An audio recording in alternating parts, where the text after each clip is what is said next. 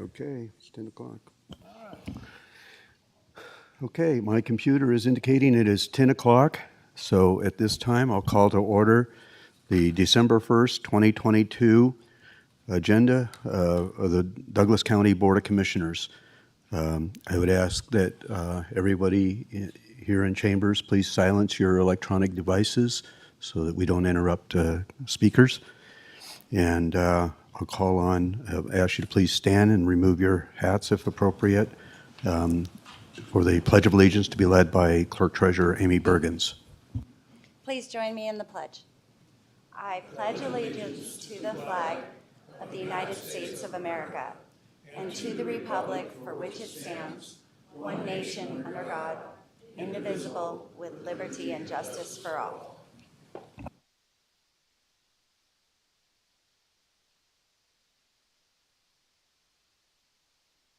So Sheriff Coverly, I want to thank you for making sure that our clocks are in sync today, so that really helps. Anyways, at this time, we'll go into public comment. Public comment is limited to 3 minutes per speaker unless additional time is granted by the board chairperson. The Board of Commissioners uses timing lights to ensure that everyone has an opportunity to speak.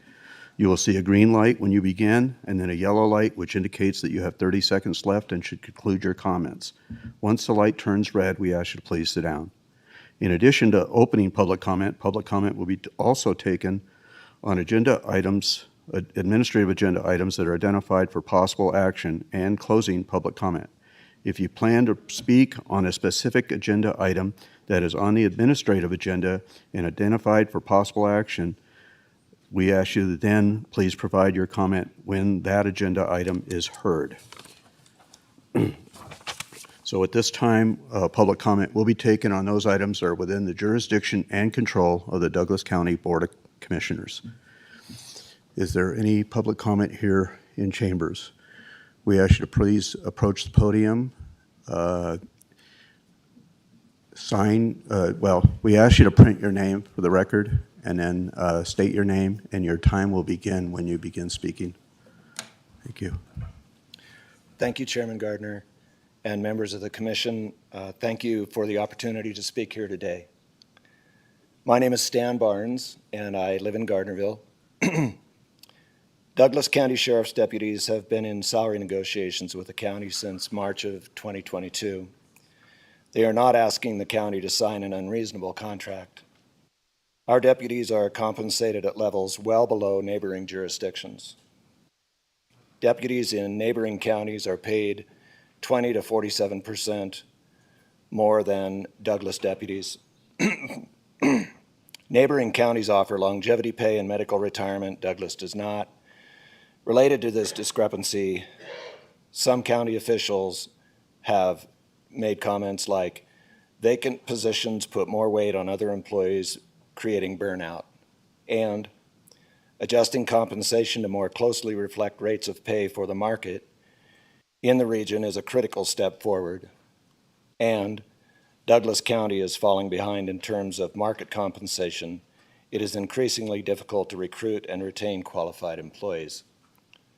These points clearly describe the situation at the Sheriff's Department due to the Commissioner's unwillingness to end the back and forth with the bargaining units by presenting an offer to the deputies that bring them in line with competing law enforcement agency compensation and benefits.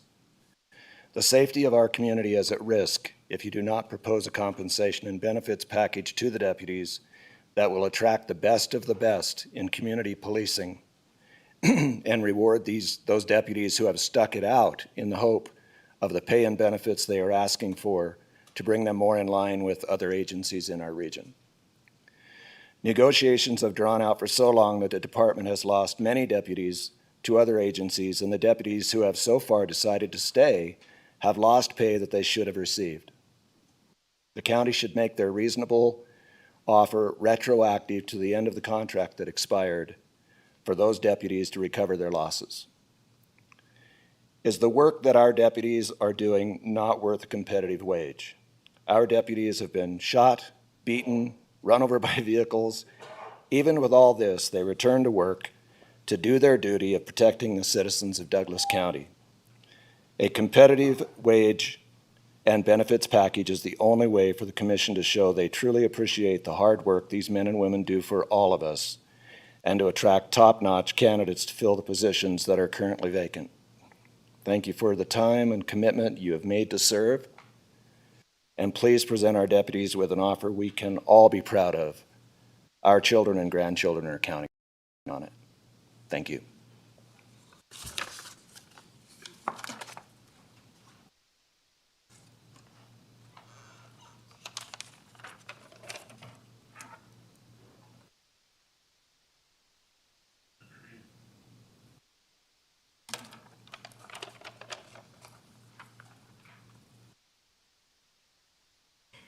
When the county spends taxpayers' money to block law enforcement personnel from receiving competitive salaries and benefits, they are sending a strong message of not caring, or even worse, blatant disregard for the future of public safety. That is exactly what county management and their negotiating team have been doing for months. The passing of Agenda Item H at the November 17th Board of County Commissioners meeting provided county negotiators a blank check in excess of $50,000 to pay a Las Vegas law firm to fight against Douglas County deputies, investigators, and sergeants. During that same November 17th meeting, commissioners and county management claimed to care about and value the sheriff's office, but their actions speak louder than words. The county claimed they care about the sheriff's office by paying for mediation. However, they failed to mention they are using taxpayers' money to pay for mediation, and that the deputies do not have attorneys on staff like the county does, and therefore not paying for attorneys out of their own pockets to go through the mediation process. Are the sworn staff supposed to be thankful that the county paid for mediation while suspending their merit raises? These actions do not demonstrate caring. It is our feeling that the county has started an expensive trend of outsourcing contract negotiations to high-priced lawyers from outside Douglas County, preventing employees from an opportunity to earn competitive wages and benefits. We fear this will be the norm for the future at a high cost to all of us. The result of not having a contract combined with not having competitive wages or benefits has cost the Sheriff's Office the loss of 7 sworn law enforcement officers since contract negotiations began on March of 2022. And if these employees do not get raises soon, countless more are planning to leave. I know of at least 5 deputies that are in backgrounds with other agencies now. Carson City, Reno, Sparks, and Washoe County will be ready and waiting to hire these highly trained and dedicated employees. What a senseless and preventable loss of highly trained public safety personnel for Douglas County. Let's hope the loss of valuable employees and taxpayer dollars is prevented now. Ma'am, we didn't get your name. Could you please state your name for the record? Yes, I'm sorry. I forgot to do that. Susan Duffy.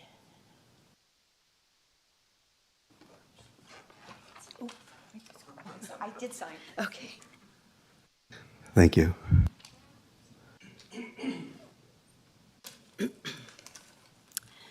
Good morning, ladies and gentlemen. My name is Rachel Hansen. I have been a Gardnerville resident since 2013, when my family and I moved here to give our children what they had not experienced until that point, a safe, cohesive community to grow up in. As we all know, we cannot achieve a safe or cohesive community without capable and motivated law enforcement. I personally believe that Douglas County Sheriff's Office is the premier law enforcement agency in the state, and I attribute this entirely to the deputies that serve our county every day. They represent the best of what Douglas County has to offer, men and women who diligently and faithfully uphold the law, yet conduct themselves with poise and professionalism in every circumstance. They are of the highest moral character, and as a result, they have created and continue to foster a culture of mutual respect and trust between themselves and county residents. Now, it's no secret that the department is struggling with retention. As we all know, economic issues are at the forefront of all of our collective concerns of late.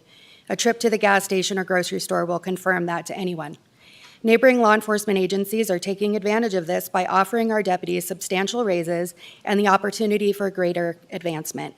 Couple this with the uncertainty that has surrounded these contract negotiations, and it's no wonder that they would be willing to explore outside opportunities. These negotiations have created a perception that the county does not support their deputies and that they have been taken advantage of by the same people who sing their praises daily.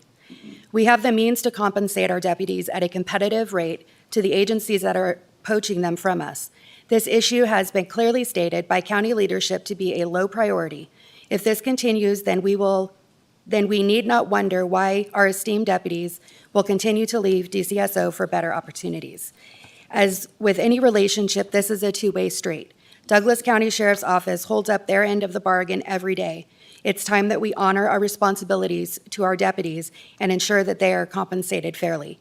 They deserve nothing less. Thank you for your time.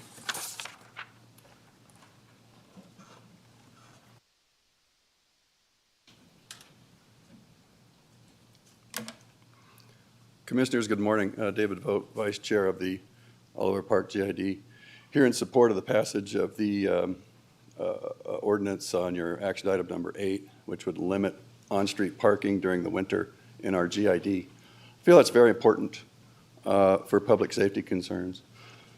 It's a very small GID. There's only one road ingress and egress on Kale Drive. One of the issues we have is the school bus has notified us, the school district, has notified us that if the school buses can't pass through the streets safely, they're going to reroute the school buses. If that were to occur, that would require the children to walk probably up to a half a mile up to the highway in order to take the bus, just to convenience people parking on the street. There's probably 12 to 15 cars that park consistently on the streets. So while it's inconvenient, parking like driving is a privilege, not a right. And we need to protect the people that are living there for the public safety concerns. We've had pushback from our snow removal groups that they can't get through and they don't want to damage cars. So all in all, I think it's very important that we pass this ordinance. We've looked at it from the trustees' position in a number of different ways to try to figure out something that can be done that doesn't inconvenience the people that need to park on the street. We haven't been able to figure anything out, and I think it's the best thing for our GID that parking be limited during the winter months. As an individual, I could comment there are other opportunities. The property formerly known as Lakeside Inn is a possibility. The county has a 3-tier parking garage next to the sheriff's department.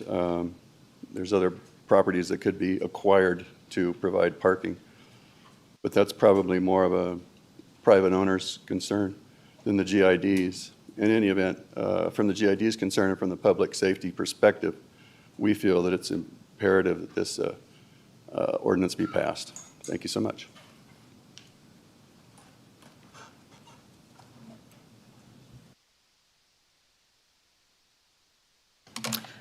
Good morning, Ellie Waller. First, I'm hoping somebody can weigh in soon on the airport rant about expansion. I'm not here to debate whatever it is. It just the public needs to be informed accurately. The next airport admin or advisory committee isn't until January. There's no information there.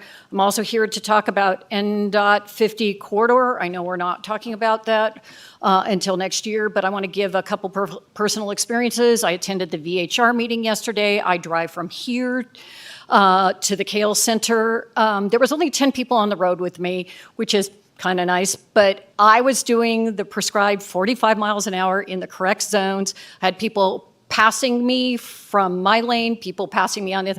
It's about enforcement. The other piece is this morning I drive Jacks Valley Road, which isn't part of that, but I'll get to the full end of this, is I had one person pass me legally speeding, 2 pass me illegally. It's not about how many lanes we have, it's about enforcement. And I think we need to look at a broader picture here to support our outstanding sheriffs and deputies and maybe get some more dedicated NHP here to help with their enforcement so they can be here in the valley as well up in Tahoe with a staff complement from NHP. And lastly, today, there is an issue with the, and no disrespect to staff, there is a vendor call in, we're just waiting.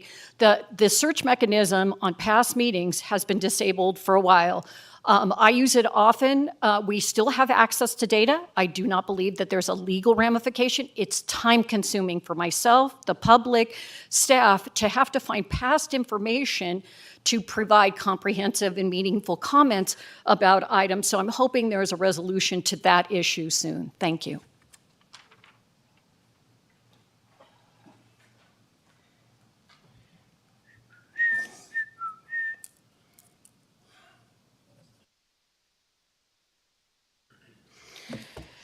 Well, thanks to these nice people, I got a little bit off track here today, and I agree with Mr. Burns, Duffy, and Susan Duffy. And we need to take care of our sheriffs. You guys haven't been taking care of them. We also need to put on the agenda something to get them a little more educated in these toxic batteries that are in these cars and whatnot. We don't need another 9/11. We don't need these guys to go out breathing the stuff. We don't need to drive by breathing it. So you're pretty free with our money, passing it around. You need to set up some money so you can give I gave Mr. Coverly brochures on it. I talked to Mr. Carlini about it, and officer, and I forget his name, I apologize. But we need to educate our first responders so we don't lose them. So with that being said, that should be something you put on the agenda. With that being said, I have got a stack of stuff here. I'm going to call on a few of the commissioners at a later point. I've been doing freedom information requests. I haven't got them all, but Mr. Ritchie's been working kind of diligently on me. The county building sends me partial of everything. Nothing's been complete, because I know that, because Mr. Ritchie sent me complete. I have got 3 times yesterday at the fire department, they talked about complying with the NRS. I heard Chairman Mark say we got to comply with the NRS. The NRS is a state law. We got to comply with it. I've got violations for the NRS up the backside here. I've sent them to the contractors board. They've got them. I've got stuff here for Mark Jackson. And when I get done filling all this out, I'm going to invite 2 or 3 of you commissioners to meet with Mr. Jackson with me, because there is violations, wrongdoing, favoritism everywhere in this county. And I'm going to prove it. So with that being said, it'll be a few weeks that I invite you. I would appreciate, Mr. Ingalls will probably get invited because he worked on a lot of this with me. He knows a lot of it. Mr. Ingalls has brought a lot of this up about the generator problem we have. Basically, contractors getting stuff for free or putting them in, whatnot. And I want to thank Mr. Ingalls, because it's a presentation only, for your service, because I know the good stuff you've done here. I know what you've exposed. I've been there. I've seen it. So I thank you for that. And again, this is only the start of it. I hope Mr. Ritchie gets me the rest of my documentation, because I'm going to put a couple more in. Thank you.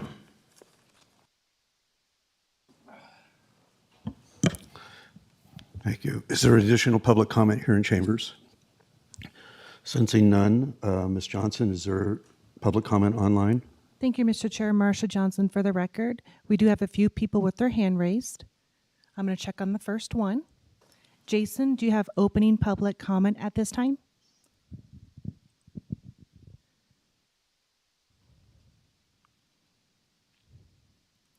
Jason, do you have opening public comment at this time? I do. Thank you very much. Good morning. Thank you, Ms. Johnson. Good morning, commissioners. Jason Garrett Gibson, House of Gibson. I'm appearing this morning on behalf of the Discovery of the Law of Time. We'd like to pull action item G. Thank you for discussion for the purpose of redirecting the American Rescue Plan Act funds towards American Rescue, as opposed to the further expansion of Douglas County Police state objectives, throwing hundreds of thousands, if not millions of dollars into remodeling a building they plan on decommissioning for a new building, which will most certainly cost at least $62 million. And like the entertainment center at State Line, it will likely double, if not triple, considering the collapse of the global world economy. As we've stated before, we're not opposed to law enforcement. We have family in law enforcement in Hawaii, the Big Island of Hawaii. But I'm here to tell you, been home for 2.5 years, and the belligerence of this county has given me enough litigation to retire on. Best take a good look at the maladministration practices of these officers, because by the time you wake up, Douglas County, it's going to cost you millions of dollars. They're not properly trained. They don't uphold their oaths. They are not law enforcement. They're not peacekeepers. They're debt collectors. I've been home for 2.5 years. I've got at least 9 claims against various officers who are paid to create the crime that they police. They allow crime to happen by not properly doing their jobs in investigating circumstances or situations. In the 40 some odd years that I've lived here, I've never once had the equality of justice extended to me or my family. With the COVID outbreak, we see the blatant recklessness of government across the board, but more so in law enforcement. Law enforcement today needs a new operating system. They deserve to be re-inspired by new knowledge and new teachings that will give them a better sense of purpose or a deeper satisfaction in what they do. It's everybody's responsibility to keep the peace. We give these guys way too much responsibility. We are the peacekeepers. We, the people, are. Thank you, Mr. Thank you, Ms. Chair. Johnson. Mr. Gibson, your time expired, so we're moving on to the next public comment. Thank you, Mr. Chair. Anthony, do you have opening public comment at this time? Yes, that I do. Can you hear me? Yes, we can. Please state your name for the record, then we'll start your time. Awesome. My name is Anthony. I am a newly appointed trustee to take office starting January 1st. And I'm here in support of item number 8 on the agenda today for limiting street parking within the GID. Now, I understand that they want to do it just for winter, but considering that the school district has brought up the fact that the parking is becoming an issue, it needs to go on well past winter at this point. There's barely enough room for single cars to get by, and this is any day of the week. You could probably drive up there right now and see how bad the parking is. There's 2 cars that have been sitting there for well over a week, one without a license plate. So I do hope that the commissioners look at it where, like I stated in the last meeting, I made a comment. Eventually, it's going to end up with a bus hitting a car and Douglas County being on the hook for payment of that car, which I don't think any of us would want. And all we are right now, those streets are just overflow parking for the apartment buildings that have any car per unit over there. There's a public parking garage that county can deal with the people because nobody uses the parking garage. So hopefully we look at this reasonably and just make it where no cars can park on those streets at all. Not just winter, because when summer comes, we're going to have the same issue and the bus still has to get through. Kids being able to go to school is a bit more important than people with too many cars parking on the side of the street or leaving their cars, in my opinion. And hopefully others may see it like that. But other than that, I do feel that that is an issue that needs to be taken at head on at this point, because if the school district has made a comment, then it's not just residents making us think about it anymore. And that's all. Thank you. Thank you. Ms. Johnson, additional? Thank you, Mr. Chair. Marsha Johnson for the record. We do have some more people with their hand raised. Philip, do you have opening public comment at this time?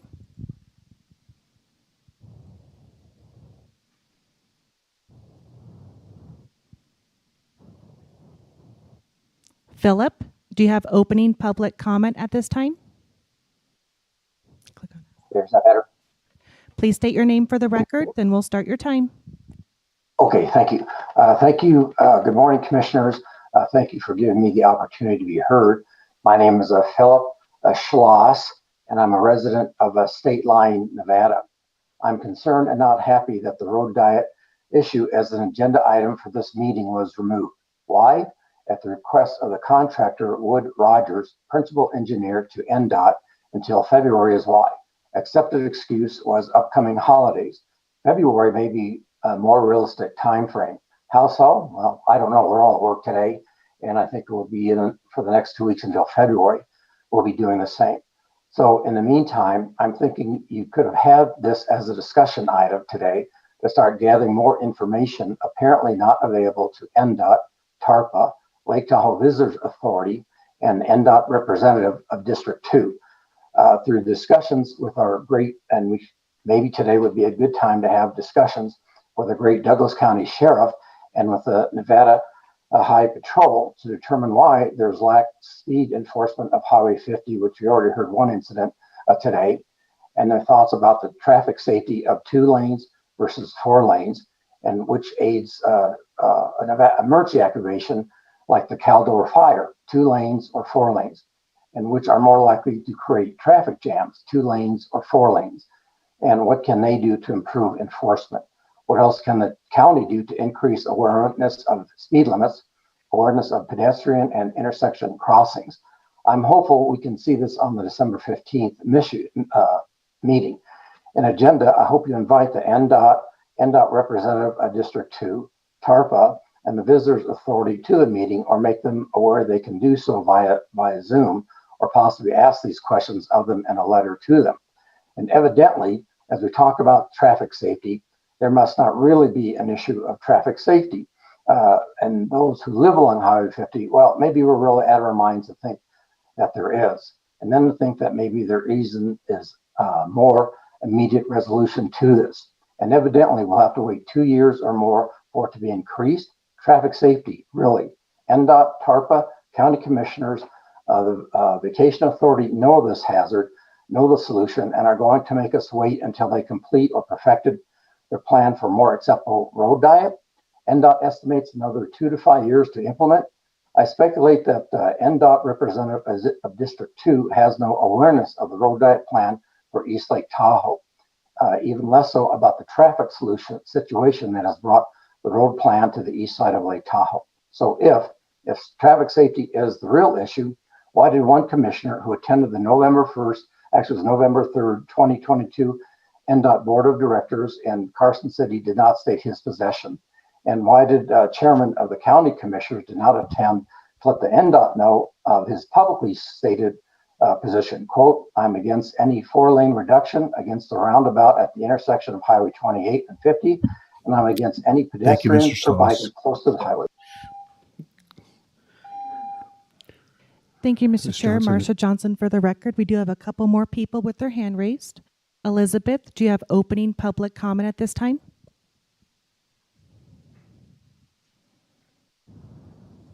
I do. Please state your name for the record, then we'll start your time. Elizabeth Learnhardt, Zephyr Cove. My public comment today is about the I-50 CMP proposal by NDOT as well. It was scheduled as an agenda item for this meeting, but the board hastily removed it after NDOT postponed its presentation. It was NDOT's response to residents coming to their commenting on their shortcomings of the road diet, as they call it, that they prescribed for our Highway 50 during their last meeting. The Douglas County Board of Commissioners should not do the same. It is very much an active issue that needs to be brought forward, discussed, and voted upon. It is attracting interest, not just by local residents, but journalists in Reno and even San Francisco, as you can see from some of the submitted articles. I'm directly asking Manager Patrick Gates to schedule a special Board of Commissioner meeting at the lake, similar to the VHR meeting they did in the past, to discuss the needs of the residents in regarding to the highway. And I'm asking the same from Chairman Mark Gardner and the 4 other commissioners. This is not an isolated lake issue. We are your constituents, all of yours. There is an urgency to deal with this. Before NDOT comes back, we need to formulate a proposal that serves our needs. Janet Murphy has presented such a plan. She has the necessary expertise and all the data her engineers can provide. She's ready to share this with you as she has been doing at the public meeting that NDOT provided. It is addressing many safety and constraint problems we have. I have personally met with her, Chief Commissioner Tarkanian, Fire Chief Lindgren, and all of them seem to like Janet's plan. Sheriff Coverly promised me to meet with us as well. So why is NDOT concerned about the recreational aspect of our rural highway? Nobody will bike in a winter storm like today. We don't even drive. But when I talk to them or read their publications, it is their general philosophy to improve climate change. Really? To reduce the traffic and make it difficult for motor vehicles to utilize the roads.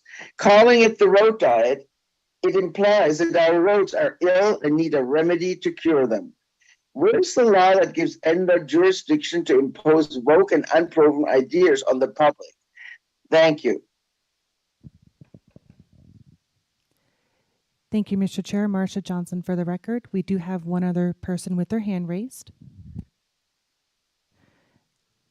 Nancy, do you have opening public comment at this time? I do. Thank you, Nancy Gilbert. Dear commissioners, thank you for listening for the comments earlier. I agree with all of the public comments. I want to talk about the issue number 8, parking limitations concerning the GID area in the winter. I would ask, you have certain areas that have narrow parking. Elk Point was not included in that. Elk Point has, in a number of areas, only 8-foot wide roadways. We don't know why it was not included for enforcement. And we too also agree that it should be year round, not just in the winter. The other issue is in terms of enforcement with your VHR program. We have, for example, 2 VHRs across the street of an 8-foot roadway where for 4 years we have complained to enforcement that they're parking their rental cars literally in the fire lanes and roadways, so that preventing access for fire and safety. And I can tell you that the one of them was renewed a license on November 24th, 2022, a couple of days ago, maybe a week ago, and still parks in the roadways and advertises on VHR as parking. Her available parking is in the roadways, yet she got a renewal of her VHR license. In essence, there's no consistency. There's no objective standards that are being enforced. And in essence, until there is objective standards in the VHR program that actually enforces the rules for the safety of the constituents, the VHR program should be re-looked at and potentially scrapped because it's not being enforced uniformly. Yesterday, I attended a VHR advisory task force where they renewed a Tier 3 application, giving them a variance that was in clear violation of the ordinance. And they were subjectively saying, well, we're going to go ahead and give them another kind of conditional 1 year. There is no uniform enforcement. So I'd ask that this Douglas County take steps to please enforce parking in narrow neighborhoods and also enforce it uniformly, including Elk Point and in its VHR program. Thank you. Thank you, Mr. Chair. Marcia Johnson for the record. At this time, there's no further public comment online. Very good. Bring it back to the board. There was one item that I wanted to address before we go any further. It was mentioned a little bit earlier by Ms. Waller.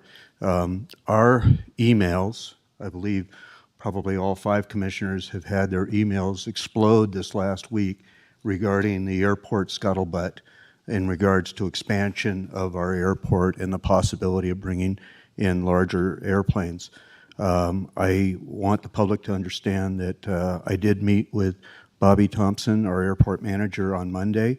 There is no truth to any of the rumors that are being spread through social media or to the emails of the commissioners. I would ask that the public who is spreading these rumors to please cease and desist from doing so.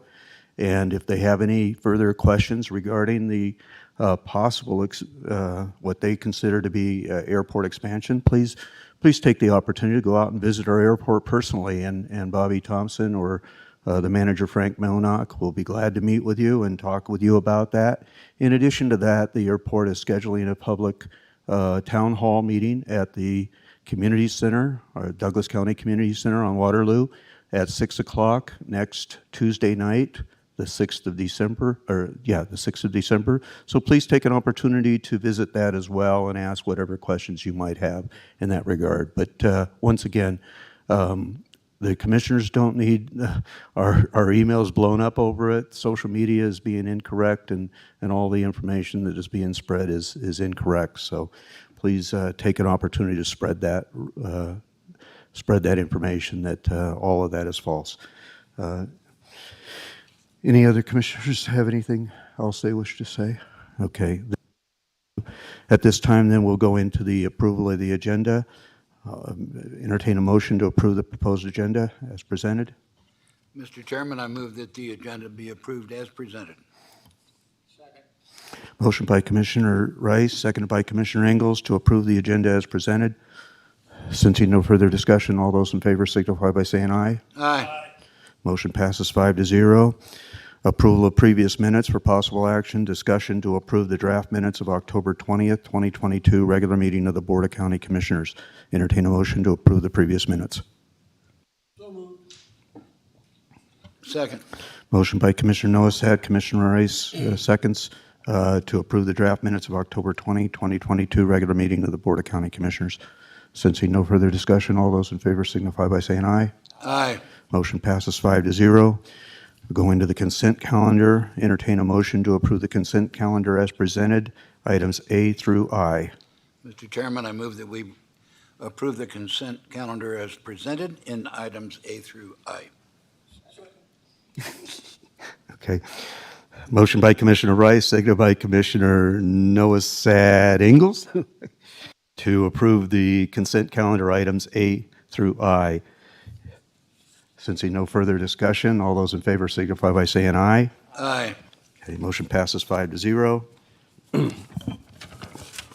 At this time, we'll go into the administrative calendar, our agenda, and I will be coming down forward to do that.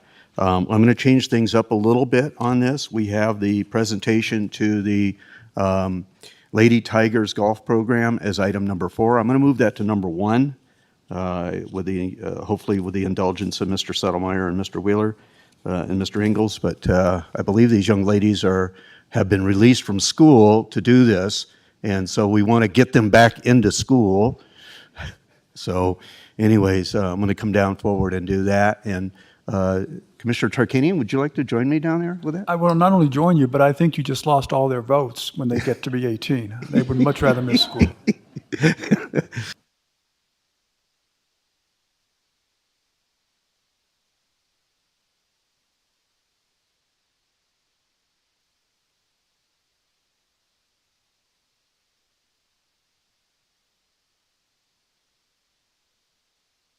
I know this is kind of rubbing it rubbing it in a little bit on Commissioner Tarkanian, because he has a daughter, Ashley, I believe, that plays for Bishop Manogue, and I don't know where they came in on the state tournament, but They were in a different division, but don't take shots at my daughter. She could hold her own.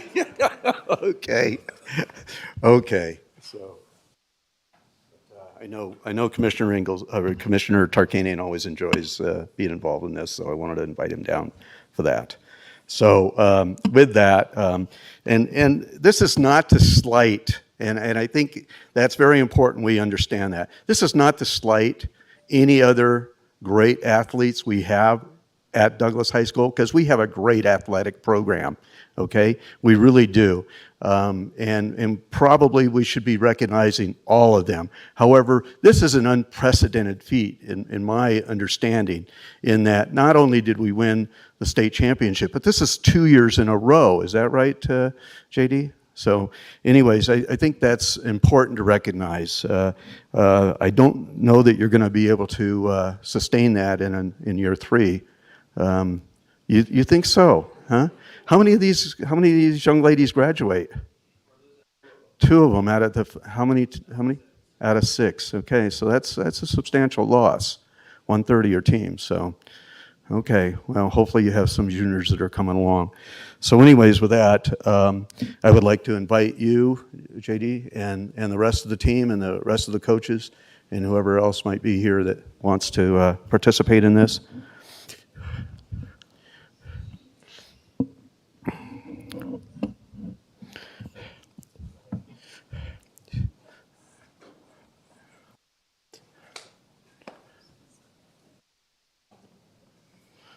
Okay. It's not too long, but I'm going to name some names here. Proclamation, Douglas County Board of Commissioners Proclamation 2022 P-127, celebrating the achievements of the Douglas High School girls golf team. Whereas the Douglas High School girls golf team won its 2nd consecutive state title by finishing 89 strokes.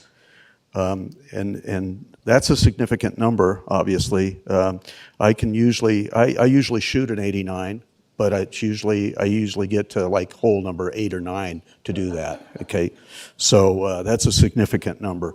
Ahead of second place team at the NIAA Class 3A State Championships on October 18, 2022 at Genoa Lakes Golf Course in Genoa, Nevada. These are the first 2 state championships for the girls golf program. And whereas Douglas built a 40-shot lead after day 1 and increased their lead for the win with a total 2-day score of 665. That's closer to my score on a daily basis. NIAA individual champion Gianna Zinke led the Lady Tigers by shooting a 12 over par 156 for the 2 days. 4th place, Abigail Miller shot 167. 6th place, Abigail Detch, I hope I got that right. Close enough. Shot 172. 7th place, Madison Frisbee. Related? Yeah. Okay. Shot 175. 10th place, Mackenzie Willis. Shot 179. And 13th place, Logan Karwalski. Boy, you guys are really testing me on the names today. Shot 183. And whereas the Lady Tigers went undefeated this season and won 17 of their 18 tournaments over the past 2 seasons, additionally, all 6 of the Lady Tigers travel players finished first team all region individually. And whereas Douglas's state championship would not have been possible without the exceptional leadership of coaches. Did you guys write this line? Of course I did. Yeah, okay. Exceptional leadership of coaches J.D. Frisbee and Marcus Zinke, who have helped provide the program with unparalleled success during their tenure. Wow. Unparalleled. Okay. Therefore, be it proclaimed by the Douglas County Board of Commissioners, we want to congratulate and recognize the hard work and dedication exhibited by the players, coaches, students, administrators, parents, and all others involved with the program for representing this region well, making Douglas County proud, and for bringing the communities surrounding Douglas High School together during this incredible, exciting golf season. Adopted this first day of December 2022, Board of County Commissioners, with my signature and attested by our clerk treasurer, Amy Bergens. So with that, coaches, you want to come forward and say a few words? Or? Oh, I don't. I think this spoke pretty volumes. As you can see, they're a pretty good group of girls. We're very fortunate to be able to coach them. They're cute too, which makes it a little more fun. All the boys are chasing them around, but they're a good group. They practice hard. You know, they come to practice every day ready to go. In the off season, they work hard, and they've earned exactly what they've gotten, and that's 2 state championships. We're waiting to see how the realignment goes. It's going on right now, and where we fall next year, obviously, we will be moving up. There's no doubt in my mind with our returning players that we should be able to give it a go again. And just for a little more exciting news, this week we found out that we received an invite to return back to the National High School Championship. Only 2 schools in the state received that invitation, us and Coronado, the top team in 5A.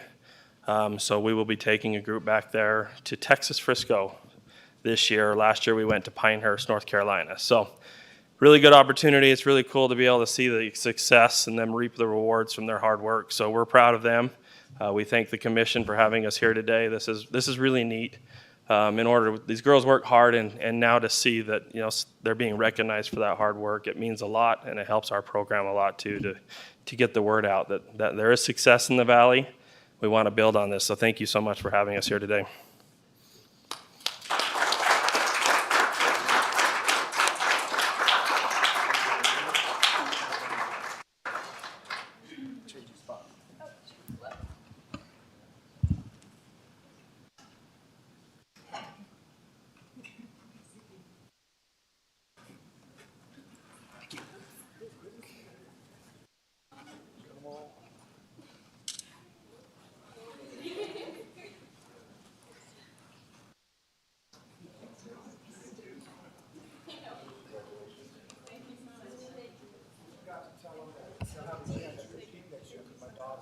There you go.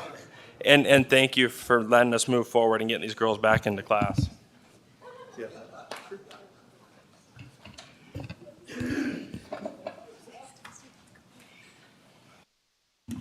Thank you. Thank you. Thank you.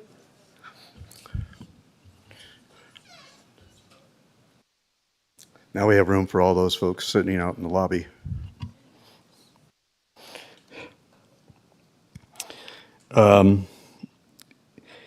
When I'm out in the public, I often use part of a creed that I grew up with.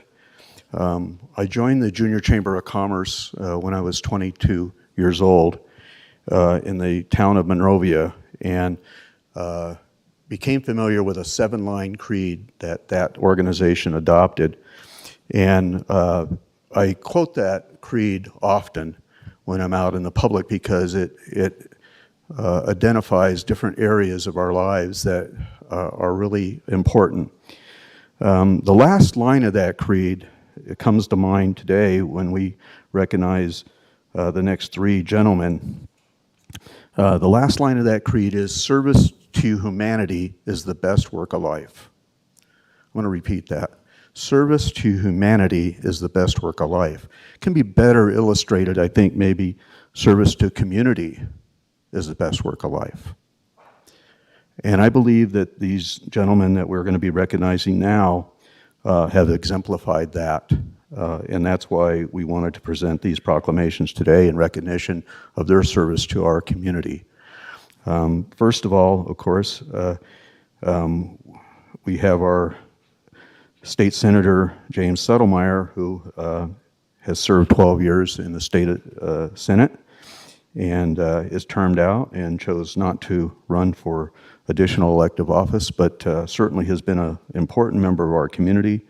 And I believe that when he entered that service, he understood that that was service to community, and that's the reason he took on that role. So with that, I'll proceed with the ceremonial presentation of Proclamation 2022P-124, a proclamation recognizing Senator James A. Settlemyre for his dedicated service to Douglas County and the state of Nevada. Mr. Settlemyre, if you join me. Thank you. He's wearing his trademark red shirt today and hat. So, proclamation, Douglas County Board of Commissioners, Proclamation 2022P. Oh, and I asked our Vice Chair also to join me. I almost forgot about that. Commissioner Rice. Proclamation 2022P-124, a proclamation recognizing Senator James A. Settlemyre for his dedicated service to Douglas County and the state of Nevada. Whereas James Settlemyre was born in 1971. You look a lot older than that, but whatever. Okay. In Carson City, Nevada, Senator Settlemyre is a 4th-generation rancher who grew up on a ranch. I guess that's kind of redundant. During his formative years, he participated in 4-H and Future Farmers of America, today known as the National FFA organization, including coaching livestock teams, whereas James Senator Settlemyre graduated from Douglas High School as a member of the 1989 class of approximately 180 students, the same school his grandfather graduated from several decades earlier as one of only 3 students. Senator Settlemyre attended Cal Polytechnic State University in San Luis Obispo, California, and earned a Bachelor of Science in Agriculture education. He would return home in the summers and during vacations to work at the family ranch and apply what he learned at school. He continued his education by taking courses in legal studies, and he graduated from the Leadership Douglas County program, a program that's put on by our Chamber of Commerce. Whereas in 2006, Senator Settlemyre was first elected to the Assembly and would go on to serve 2 consecutive terms there, moving up the hallway of the legislative building with his November 2010 election to the Senate. He would go on to win 2 more elections. He has held many leadership roles in the legislature, including serving as co-minority whip and co-majority whip. Currently, he serves as the Senate Minority Leader, a position he first held during the 80th session of the legislature in 2019 and 21 legislative sessions. He served as Nevada State Senator from 2010 to 2022, representing District 17, which includes Douglas, Churchill, Lyon, and Story counties. Whereas Senator Settlemyre's passion for serving his constituency is evident in the numerous committees he has served on, including Commerce and Labor, to which he has actively contributed throughout the entire tenure of his time in the Senate and for which he served as chair during the 2015 session. He has served on several committees: Natural Resources, Legislative Operations and Elections, Finance, Government Affairs, Growth and Infrastructure, and the Judiciary, Nevada's Blue Ribbon Property Tax Commission, and Subcommittee to Study Property Taxes. He also served as chair of the Nevada State Conservation Commission, the Carson Valley Conservation District, and the U.S. Small Business Administration Region 9 Regulatory Fairness Board. And whereas he served Douglas County tirelessly and those in the state of Nevada by passing Senate Bill 117 of the 79th session to ensure reasonable accommodations for voters with disabilities to ensure access to polling locations for all Nevadans. He worked with California State Senator Ted Gaines to pass legislation, Senate Bill 414 of the 78th session, in both California and Nevada to make higher education more affordable for residents in close proximity to the state's border by encouraging the reinstatement of the longstanding good neighbor policy. And whereas today we honor and recognize Senator Settlemyre and thank him for his service to the legislative process on behalf of Douglas County, we thank him for always keeping his doors open to representatives and constituents of Douglas County. We wish him the best and much continued success and happiness with his family, daughters, Caitlin and Sabrina, as he feeds the cattle, fixes irrigation leaks, as well as enjoying the Carson Valley view of his ranch. Therefore, be it proclaimed by the Douglas County Board of Commissioners, along with the Douglas County staff and residents, that Senator Settlemyre is recognized for his commitment and dedication to Douglas County and the state of Nevada for his multiple years of service. Adopted this first day of December 2022, Board of County Commissioners, signed by myself and attested by our Clerk Treasurer, Amy Bergens. Senator Settlemyre.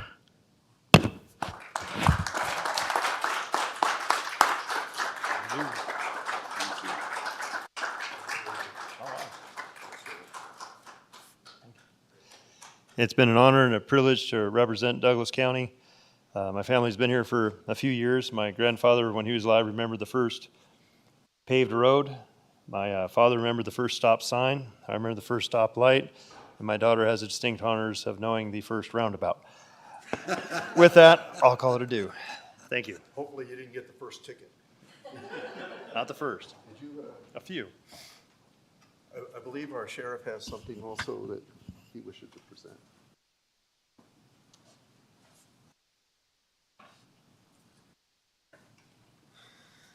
Senator Settlemyre, I too want to congratulate you on your fine work that you've done over the years. The support to law enforcement for all of Nevada has been huge, and specifically for Douglas County. Your work and the Judiciary Committee was well thoughtful and benefited law and order for the entire state. And I cannot thank you enough. This is a token of our appreciation for your support. We can't do what we want to do as effectively without the legislators in Carson City helping us. And so we really appreciate you and all that you've done for us.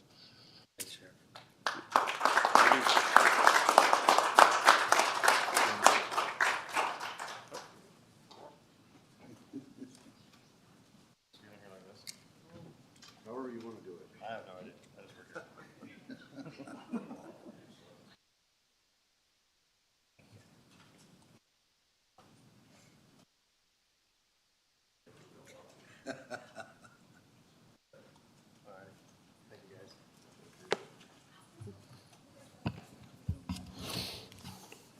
Ask Mr. Rice to stay with us here.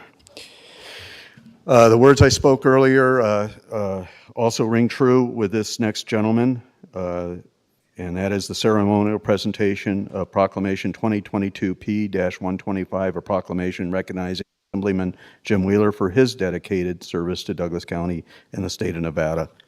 And I'll read that one. And Mr. Wheeler, please. Yes.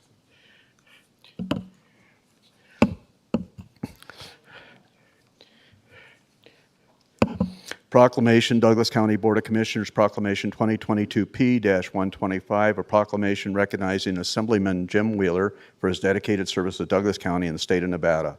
Whereas Jim Wheeler was born in 1953 in Los Angeles, California. And I don't know why we have to keep, I don't know why we keep having to put that in this. I know. You don't want to know when I was born, so. But it was before you, so. Anyways, you were my junior. Whereas Jim Wheeler attended Pierce College in Woodland Hills, California, and the University of Southern California in Los Angeles, California, which he always enjoys ribbing JoJo Townsell a little bit in regards to his involvement with UCLA. Whereas Jim Wheeler served in the United States Air Force from 1975 to 1977. We appreciate that service. Whereas Jim Wheeler served as Chief Executive Officer of Powerdyne Automotive Products Organization from 1990 to 2005. After running this successful high-performance auto parts business out of Lancaster, California, he sold the business in 2005, decided to retire to Northern Nevada, which we're proud and happy about, a place where he used to work on cattle farms in the summer as a young kid. Whereas Jim Wheeler served as Nevada State Assemblyman from 2013, first elected November 2012, through 2021, representing District 39, which includes Douglas, part of Lyon County, and Story counties. He also served as a leader of the Assembly Minority Caucus in the 2017-2018 interim. He served as Assembly Minority Floor Leader in 2019.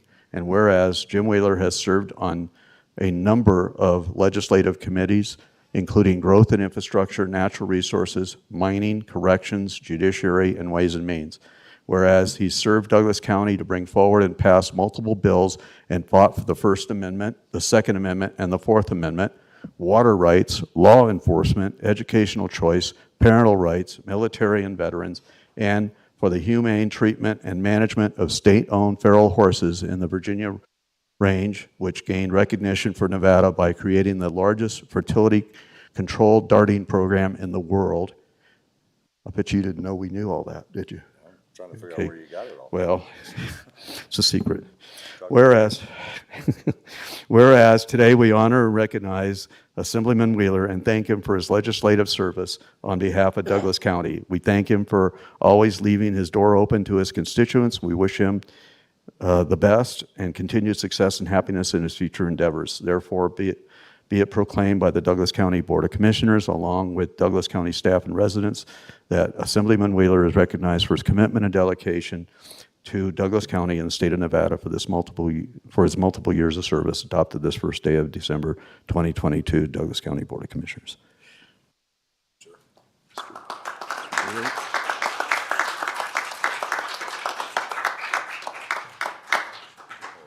also to you. Thank you. And Thanks. yeah, Yeah. Well, thank you, everybody. It's been the honor of my life to represent Douglas. Thanks. Wow. Wow. I don't think I've ever. Politics is over. I don't have to say it anymore. I'm retired, baby. Assemblyman Wheeler, echo what I said about Senator Sendelmeyer, your support of law enforcement, not only statewide, but specifically here in Douglas County. I can't thank you enough. Your work on the Judiciary Committee is huge. We cannot do what we need to do without support from the legislature, and you and James were the perfect examples of that. So this is a small token of our appreciation, and we thank you for all the support. Thank you. Thank you, James. Appreciate it, buddy.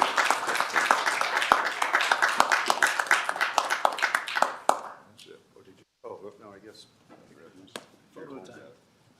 I can't hold them all.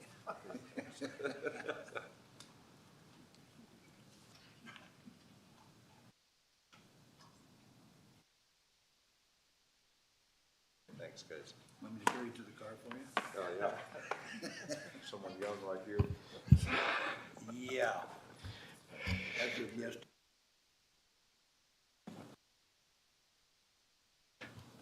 Mr. Ingles, I'm going to, if you are so inclined, you can stay right there and I'll come up there and read your proclamation, or if you want to join us down here, you're welcome to do that as well. All the commissioners should be down for this one, if I can indulge you.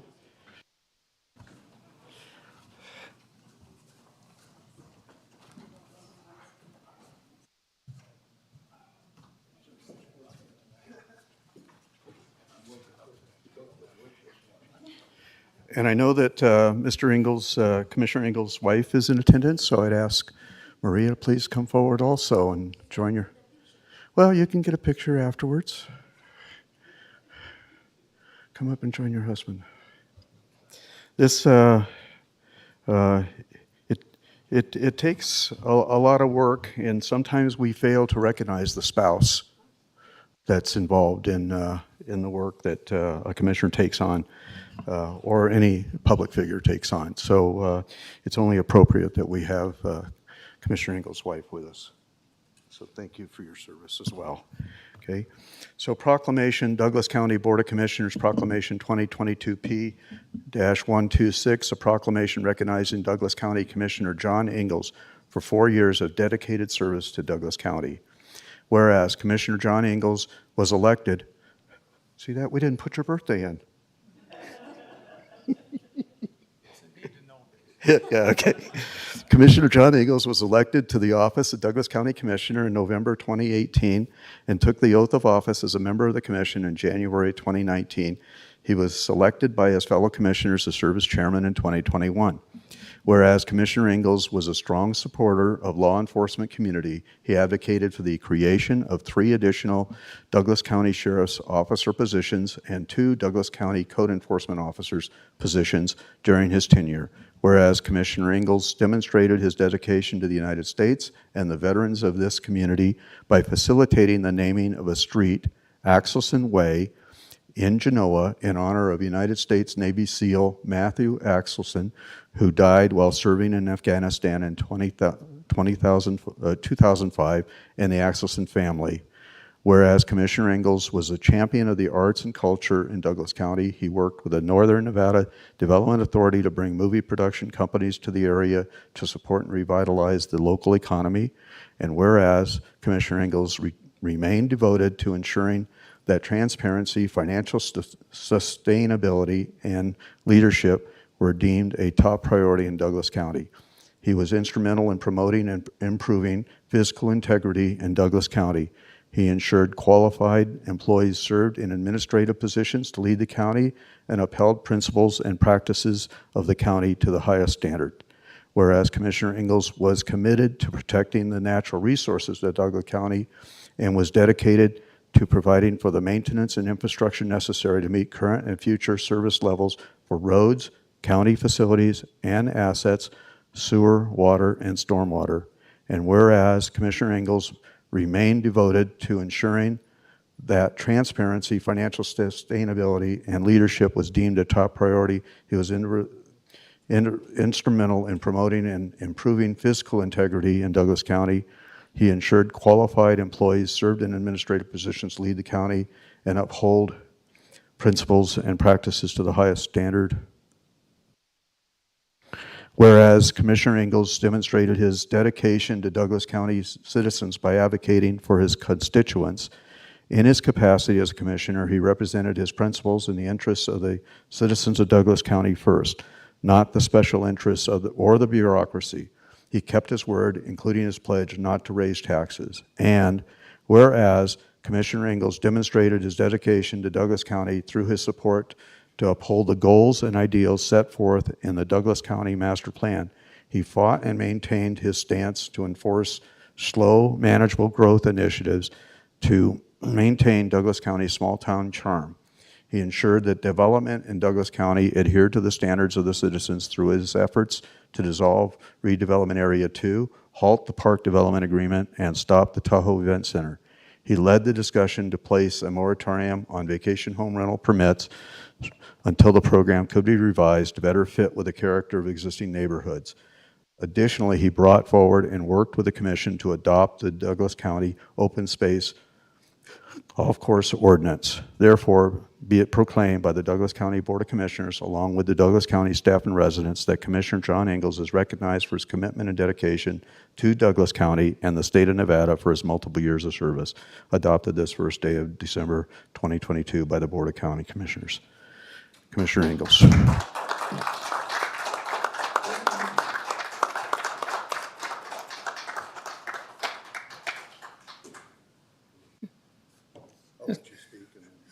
Just a couple things.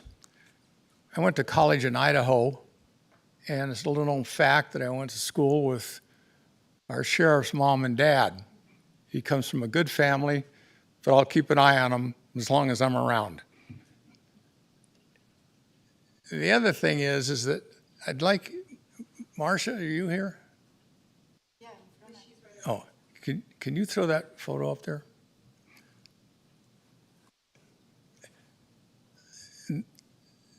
This kid, Navy SEAL Matthew Axelson, died hard in the mountains of Afghanistan in the Hindu Kush, fighting for our country.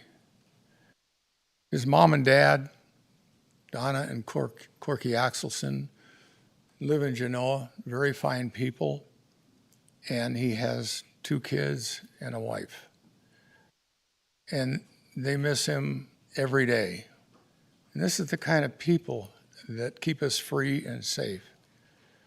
I served in Vietnam. I was an artillery captain, and I met a lot of these guys who were special ops guys like Navy SEALs. We called fire missions for them. They're a special breed. They are top quality people. They will fight and stand by you and cover your back all the way. So it was thought it was appropriate that we have a place of honor and hallowed ground in our community, and this street sign is hallowed ground up in Genoa. And Donna Axelson drives by there every morning on her way to work, and it makes her feel good that she sees her son's name and he's with her, and he's with all of us.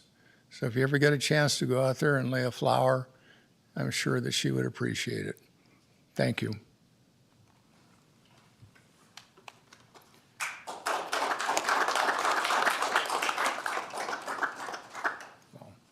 So John, the Sheriff's Office wanted to give you this and thank you for your support and during your tenure as a commissioner. We appreciate all of the commissioners, but you especially for all your help and with your prior service with the Los Angeles Police Department, you understand what we're doing, and so this is a flag that was made, and then as many deputies as we could get to sign it, we did. So we got it short notice, and with days off and vacation and stuff, not everybody, but it's almost. So we hope that you hang this in your home or your shop proudly, and remember us, and because we remember you. I'm deeply honored. Thank you very much.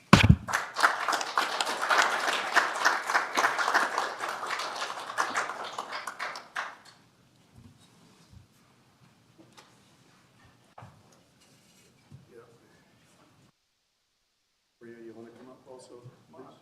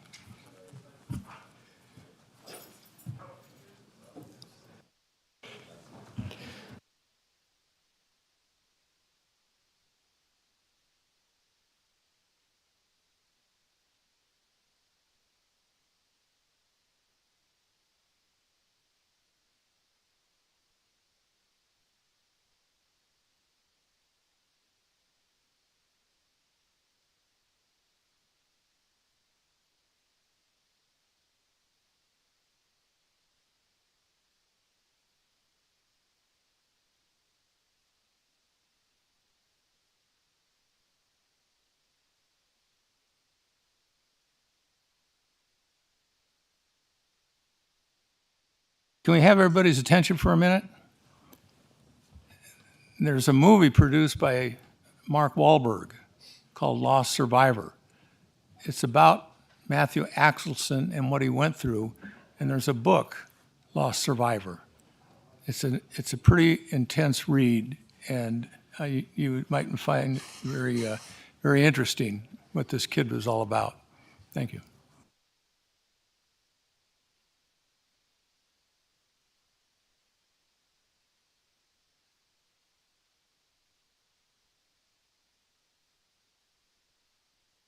It's 11:12. We're going to take an 8-minute break and come back at 11:20, if you would, please, so we can take a quick break. Thank you. Recording stopped.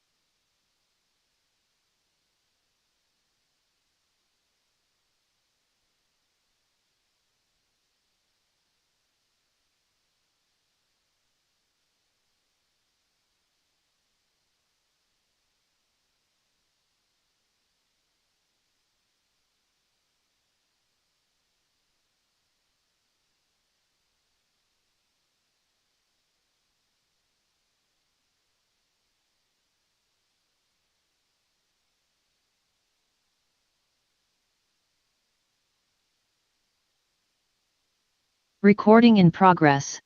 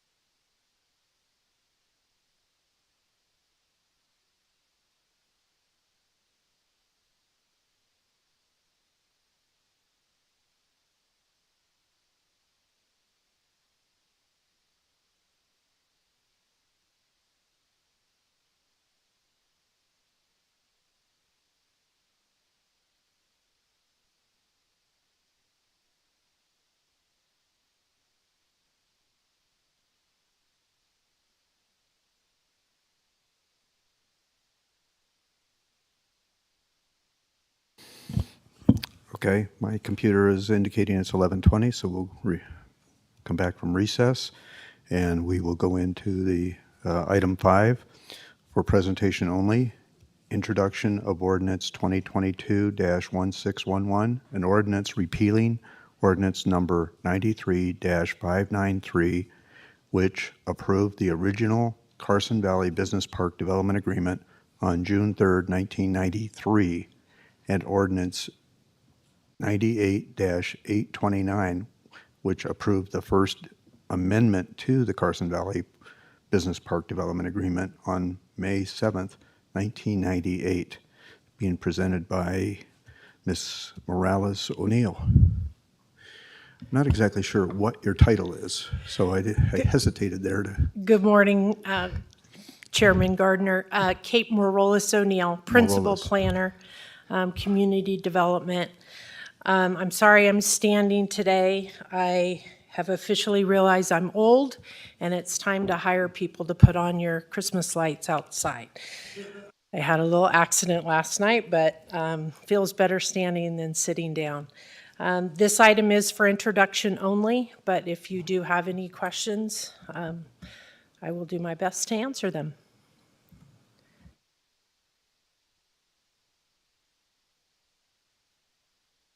Absolutely. So you have nothing else to offer at this point in time, okay? Commissioner Ingalls? No. Was this just a business park? There was nothing specific beyond that planned for it? This was a development agreement with the Carson Valley Business Park. They have fulfilled all of their obligations per the development agreement. I believe the board, in their last review, their biannual review, agreed that that it was all the obligations were met, and now this is the repeal process of the development agreement. Thank you. You're Okay. welcome. So this is the first step, and then it'll come back to us as an action item on what date? I believe that's going to the January 19th meeting. Okay. Other commissioners, any questions? Since no questions, I guess that's fine. We'll see you back in January for the. I will be here for the next item too, as I'm filling in. Okay, so you're filling in Filling for Ms. Pauling on Yes. the next one. Okay, so we'll move on to item number 6, since item 5 takes no action. Item number 6 for presentation only, introduction of ordinance 2022-1609, and ordinance repealing ordinance number 2005-1144 regarding the First Amendment to the Meridian Business Park Development Agreement, originally recorded as document number 192040 on December the 5th, 1988, given the fact that all obligations under the development agreement by the parties thereto have been met, and also being presented by not Morales, Morales. Morales, all O's, no A's. No A, okay.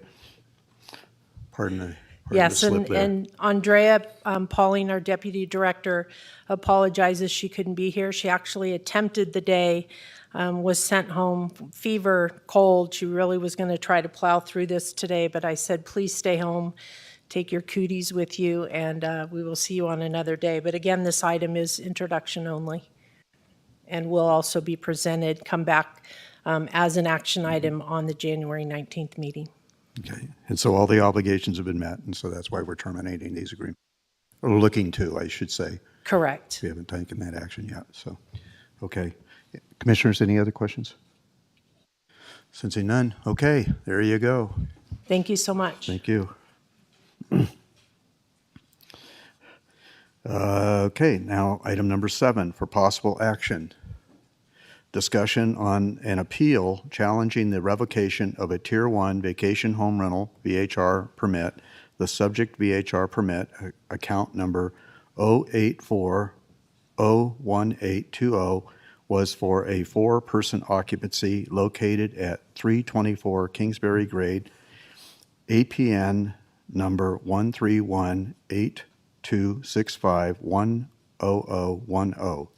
The permit was issued to Zachary Shields on December 29, 2021, and revoked by Douglas County on July 19, 2022, being presented by Mr. Srelo. Chairman. Mr. Ritchie. Thank you, Chairman. Doug Ritchie with the Douglas County District Attorney's Office. Because this is an appeal of a decision by the county and the VHR Advisory Board, it'd probably be appropriate if the appellant, the property owner, or permit holder spoke first to explain the basis of their appeal. I don't know if they're present or not. Yeah, and I have no issues with that. Is Mr. Shields in chambers? It doesn't appear so. Ms. Johnson, is Mr. Shields online? No?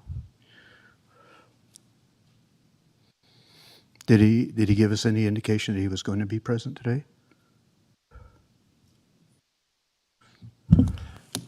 Mr. Shields, this is Ernie Strelo for the record. Mr. Shields was notified and that the meeting would be, he was on vacation, but he was notified that it would be available on Zoom. Okay, so I guess we should proceed with presentation, right? Okay. If he's not available, I guess we can't have him speak. So we'll go ahead and go with you. Good afternoon, Mr. Chairman, members of the commission. Ernie Strelo, VHR Program Manager for the record. On or about December 29th, 2021, a Tier 1 vacation home rental permit 084-01820 was issued to Zachary Shields for his property at 324 Kingsbury Grade in State Line, Nevada. The permit allowed him to operate as a Tier 1 VHR with a maximum occupancy of 4 persons. Per Douglas County Code 20.622-030, subsection E, number 10, Tier 1 VHR units must be, quote, owner occupied at all times when the unit is rented, unquote. And they must be, quote, advertised as being occupied by the owner during the rental period, unquote.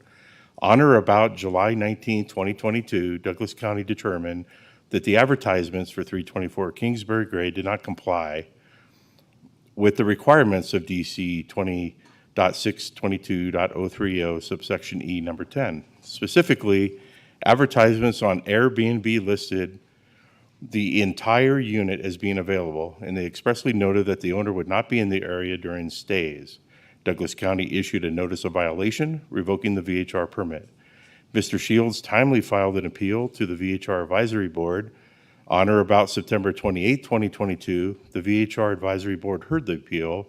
The Advisory Board determined that Mr. Shields had not complied with the requirements of his Tier 1 permit and unanimously affirmed the revocation of his permit by a 5-0 vote. Mr. Shields timely filed an appeal to the Board of County Commissioners. 20.622.010, subsection B, number 8, says that Douglas County has the discretion to determine if whether a VHR permit should be granted, revoked, or denied. When a property owner violates the requirements of the VHR ordinance, that property owner's VHR permit may be revoked. We heard many times about the need for enforcement of the VHR code from the public. The Tier 1 permit requirements and enforcement is clear, concise, and unambiguous. It plainly states that the VHR units must be owner-occupied at all times when the unit is rented, and they must be advertising as being occupied by the owner during the rental period. Mr. Shields was not present while the VHR was rented, which was the basis for revoking his Tier 1 permit. I return it to you, Mr. Chairman. Thank you, Mr. Strelo. It's my understanding that Mr. Shields has joined us via Zoom, and so at this time, I'd call upon him to share his thoughts or comments in regards to this. Ms. Johnson, Ms. Thank you, Mr. Chair. Marsha Johnson for the record. Zachary? Yes. Are you there? Okay. Can you please state your name for the record? Zachary Shields. You may proceed. Thank you. Thank you, everybody, for taking the time to hear my appeal. I don't want to restate too many of the items that I have included in the justification letter, because I know I included a lot of detail. But I guess to wrap this up into what my primary reason for the appeal is it's not necessarily to rehash my original argument with the advisory board.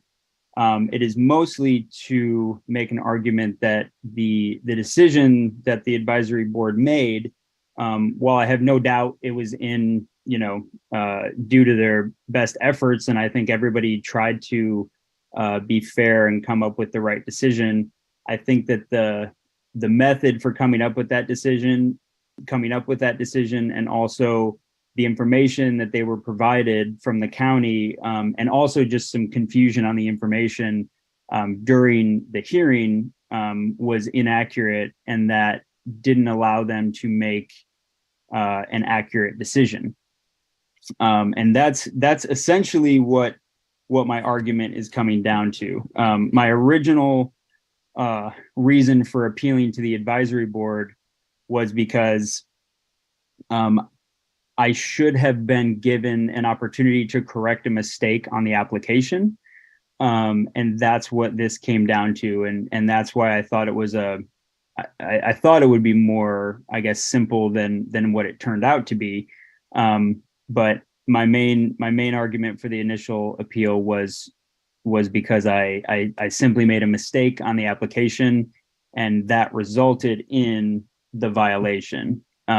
And so because it was an honest mistake on the application, which I made my argument for during the hearing, in which I also think a lot of the advisory board members agreed that they also thought that it was an honest mistake, but then the decision was made to still uphold the revocation. I think my argument is the same from the first advisory board appeal, but now my argument to the board is that I just didn't get a fair shake at getting an accurate result from the initial appeal. And so without, I guess, going in and rehashing everything from the original appeal and from the justification letter, I am open to answering any questions anyone has. Very good. Commissioners, Commissioner Tarkanian. Okay, so what is the mistake that was made? Is it because you applied for Tier 1 and not a Tier 2? Yes. Okay, so I'm reading your document. It says, our ideal outcome would be to have Tier 1 permit reinstated while we wait on the wait list for a Tier 2 permit. How could we reinstate you Tier 1 if you made it clear that you're not going to be there when you rent it out and it's not a Tier 1 home then? So that question came up during the original appeal, and I guess that was I put that as our ideal outcome based on what I thought the possibilities were for what could happen at the initial hearing. And but my real, I guess the ultimate outcome would just to be able to have a tier 2 permit, because that's essentially how we were renting our house for the past 4 years, was under a tier 2. Prior to the tier system coming into play, we were essentially using it as a tier 2. And then when we did the renewal, this most recent renewal that was revoked, when I sent in the application where the new tier system came into play and all the new ordinances were out there, I called in and spoke with someone, and I have that information that I can provide. But I spoke to somebody on the phone, and I kind of I wanted to make sure that that the application was accurate, which is why I called to kind of have him walk me through it.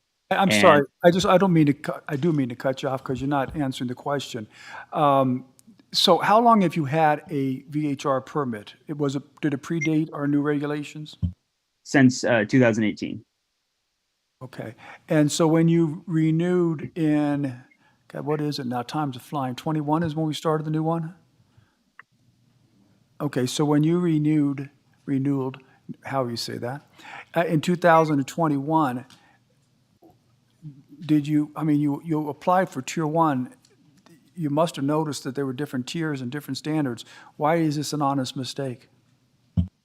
So I do admit that I should have known, and that, I admitted as much during the other appeal that it was a mistake. And that's exactly what it was. But because I had called in to have someone kind of guide me through the application, once I had gotten the information from them, I assumed that was the right, that my application was accurate. And so I didn't go back and check and confirm that everything was correct on the application. All right. So on your statement, you state that there's a waiting list for tier 2 permits. Is that the case, that there's a waiting list in wherever his neighborhood is? I'm addressing that to Mr. Strollo. Ernie Strelo for the record. There is a wait list for that neighborhood. Okay, so assuming that his permit is terminated at the tier 1, would he have the opportunity to apply for tier 2 and be on the waiting list, or because he has had it revoked, is he going to be banned from getting a VHR permit for a certain period of time? Ernie Strelo for the record. The wait list application period passed on July 31st. He would be eligible to apply for a wait list on July 1st of 2023 through July 31st of 2023, and then his application would be judged on the merits.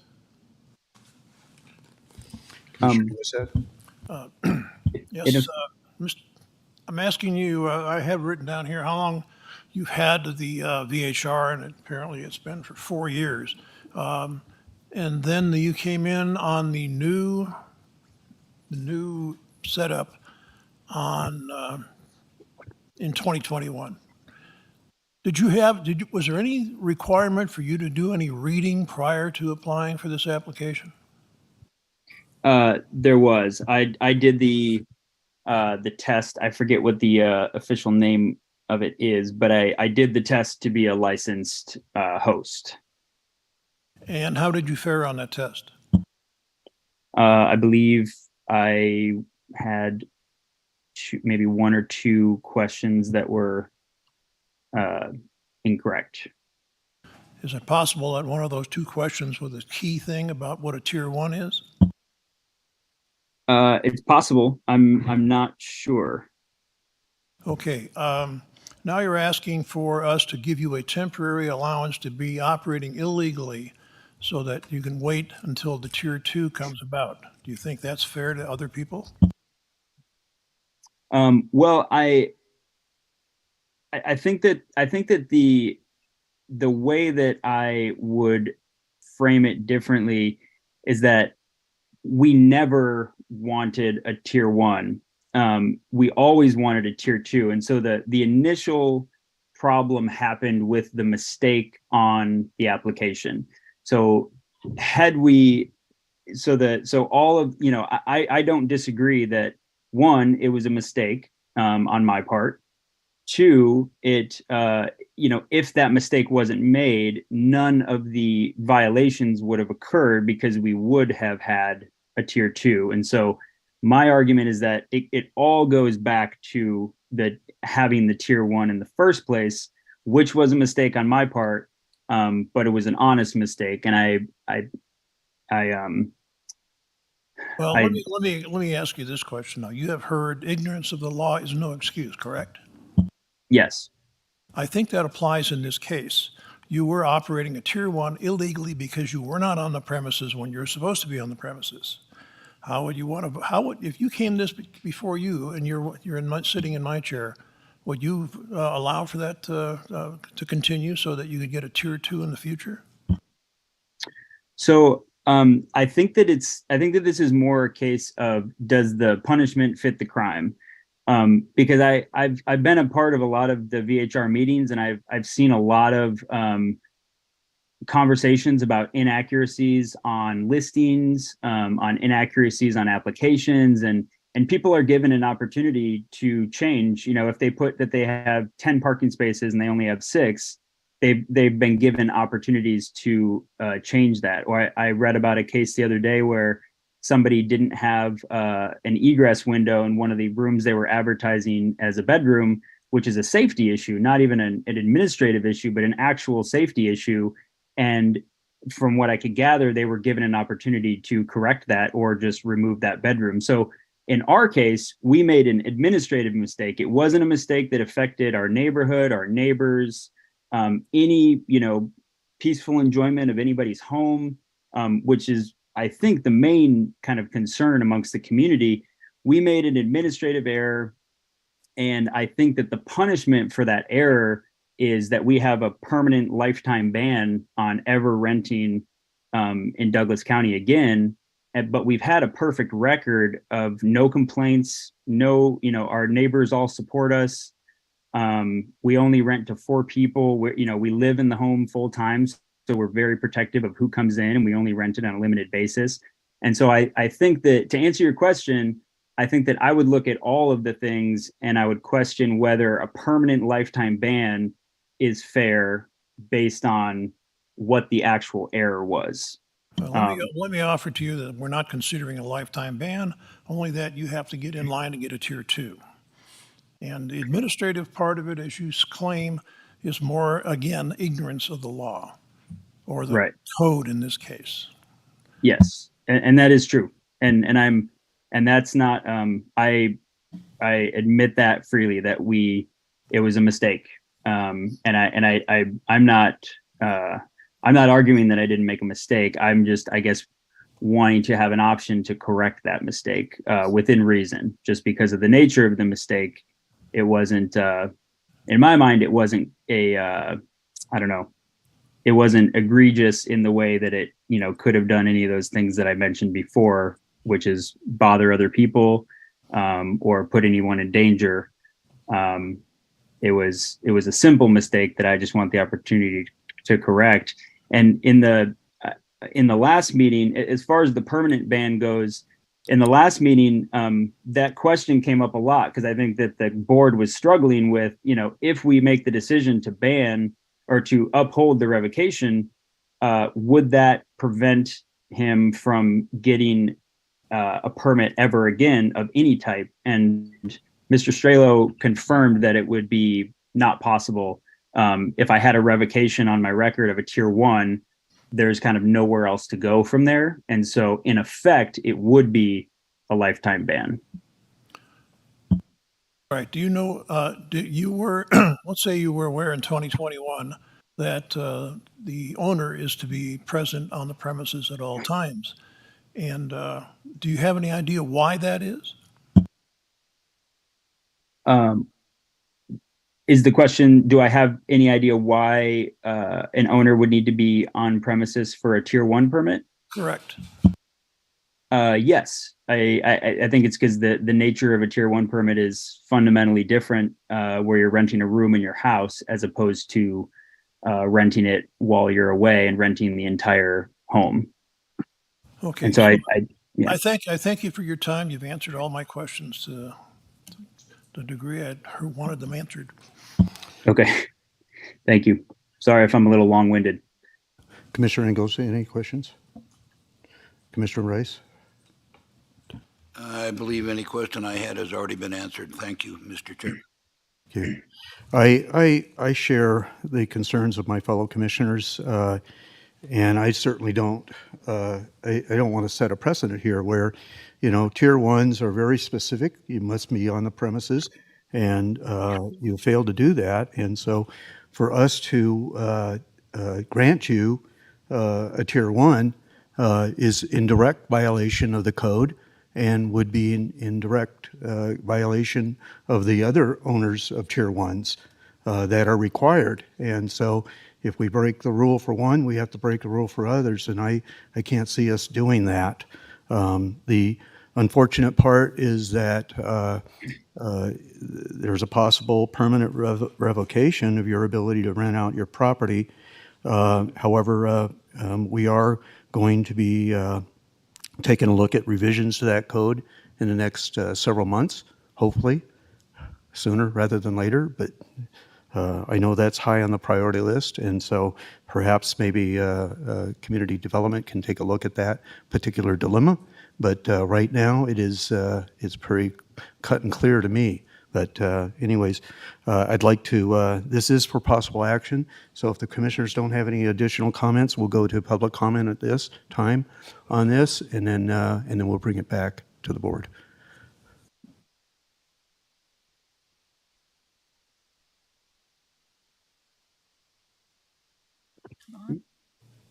Okay. Ellie Waller for the record. I attend all the meetings. I've missed one. I provide comprehensive comments. I'm a member of the public that is invested in this process to close up perceived or real loopholes. And today's argument was well represented by Commissioner Novosad.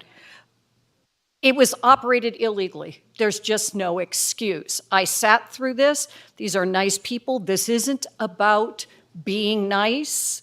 It's about how an ordinance is run. Yes, I was there. It was a conflicted decision by the board members. There were lots of moving parts, lots of information provided by both sides. I think staff as well as the county's response was very clear. Enough information was presented. I believe that if you're not part of these meetings and you don't participate and see or even viewed or listened to these meetings, I think you need to take the advice of your advisory board.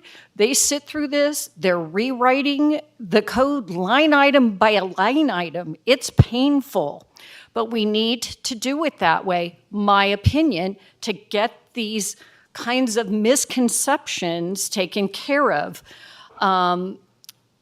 Again, it's upon the VHR owner to read the policy, to understand the policy. I think it's clear enough now what the tiers are about, and this is an unfortunate situation for the Shields.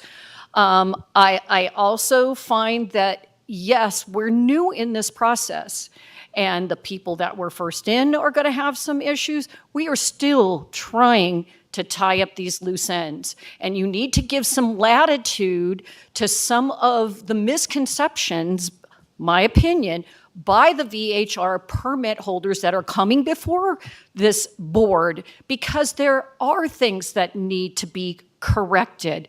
And it's trial and error in some respects, but this one is very crystal clear. In fact, I won't read what's in here about how the property was mismanaged and for how long. I would ask you to uphold the VHR results and not give a tier one. And I think we need to look at what the revocation policy is in the future for this specific one as well as all. Thank you. Do we have additional public comment here in chambers? Sensing not, Ms. Johnson, is there additional public comment online? Thank you, Mr. Chair. Marcia Johnson for the record. The appellant has raised their hand again, indicating they would like to speak. Zachary? Yes, thank you. Okay. Am I able to ask a few questions of the board? This is not a time for back and forth comments. We've passed that time. If you have additional information you wish to share with us, we'll time you on that for 3 minutes. But okay. No, it's not a time for back and forth with the board now. Thank you. Okay. So I wanted to be clear. So I do currently have a tier 2 waitlist application in, and I put that in not long after our permit was revoked. So I do currently, I am on the wait list. I don't know if decisions have been made on those, but I did apply for a tier 2 to be on the wait list, to just have the opportunity to apply for it. And then I guess this is I'll just kind of ask it as a rhetorical question, but it seems like that it's been mentioned a few times that precedent has to be set with with when people are operating illegally, that there's only one answer that can be derived, and that's to revoke the permit. But it doesn't seem like all mistakes are being treated equally. So if there's a mistake on a permit for parking, or for a safety issue, or a complaint from a neighbor, all of those things, maybe not a complaint from a neighbor, but the other things I've mentioned, from what I understand, does make it an illegally run vacation rental. But those permits have not been revoked. And I'm not suggesting that they should be. I'm just suggesting that, if for the sake of treating this as an example, I guess what is considered an honest mistake that people are allowed to fix, and what's considered an honest mistake that people aren't allowed to fix. Because it seems like there's being a distinction set there, where this mistake is not considered an honest mistake that I would be given the opportunity to fix, but other mistakes are given the opportunity to fix. So it's not quite equal, even if there is an example being set. I wanted to just be clear on that I still do think that the punishment doesn't necessarily fit the crime, and if this was deemed as an honest mistake, which I think that I've made a pretty good argument for in the previous hearing, that it was an honest mistake, it's also clear in the code that an opportunity to fix that mistake can be provided. And so I guess my same argument applies, that I just believe that I've proven that it was an honest mistake, and I think that I should have the opportunity to correct that mistake. Thank you. We'll bring it back to the board shortly, but is there any additional public comment online, Ms. Johnson? Thank you, Mr. Chair. Marcia Johnson for the record. At this time, there's no public comment online. Okay, we'll bring it back to the board. Mr. Turkanian, you had an additional comment you In wish my to make? 2 years on the board, I've never seen a more clear-cut decision, and I can't even understand this argument unless I'm missing something. He cannot be a tier 1, correct? He's not there. He's admitted he's not there. He can't be a tier 1. He can't be a tier 2 if there's no more space available. He can't. We don't even have the authority to do so if we wanted to. We're sitting here wasting our time talking about culpability. Maybe when you apply for the tier 2, and they either tell you that, and I got a different answer from Mr. Strelo. He indicated to me like he could apply next year for a tier 2. But whatever that is, that's at a different time. This decision, the board doesn't even have authority to make. We can't violate the ordinance we passed. Thank you. Commissioner Ingalls? This board, county staff, the VHR advisory board, we've all gone to exhaustive lengths to establish the rules of the VHRs in the county. And under these circumstances, and we hear every story imaginable. So to make a long story short, I think that your license to have a VHR should be revoked for all perpetuity. Okay. I'll entertain a motion if there's no other comments. I'm going to make a motion to deny the appeal. Okay. Second. Motion by Commissioner Tarkanian, seconded by Commissioner Noasad to deny the appeal challenging the revocation of Tier 1 vacation home rental permit, the subject VHR permit account number 08401-820 was for a 4-person occupancy located at 324 Kingsbury Grade, APN number 1318-265-10010. The permit was issued to Zachary Shields on December 29, 2021, and revoked by Douglas County on July 19, 2022. Sensing no further discussion, all those in favor of the denial signify by saying aye.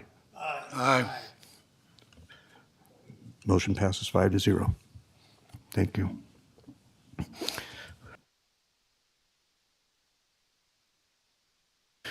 Okay, we will go to item number 8 for possible action. We've heard this before in a presentation only. For possible action, discussion on the adoption of Ordinance 2022-1606, an ordinance amending Douglas County Code, Chapter 10.12, relating to regulations for parking by 1, prohibiting or restricting parking on Bliss Road and on certain streets and highways within the following general improvement districts: Marla Bay, Skyland, Oliver Park, and Cave Rock Estates, together with other matters properly related thereto.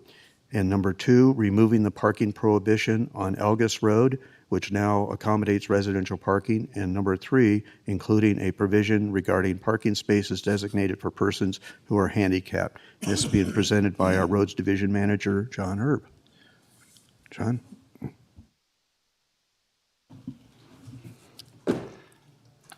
Thank you, Mr. Chairman. For the record, John Herb, Douglas County Public Works.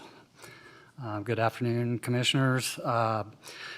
So I'm here, this is the second reading for Ordinance 2022-1606. What this ordinance is doing is to bring past approved resolutions into ordinance so that they could be enforced. The only exception to that would be the Oliver Park. That was a new request. It did go before their board. It was agendized, and the property owners were publicly noticed, and it was approved by their board to have the seasonal no parking. I did hear in public comment earlier there was other GIDs wanting to know why they weren't on this. It's because these were previously approved no parking areas through ordinances. There is a process to follow. The GIDs need to agendize it, do public noticing to the property owners, and have it approved by their board before it comes to the county. And we'll review the additional no parking with the sheriff, school district, and fire department, whether it's needed or not. So I just wanted to point that out to the board. That is the process, and that's what we want everybody to follow. With that, I'll take any questions regarding this ordinance. Commissioners? Commissioner Rice.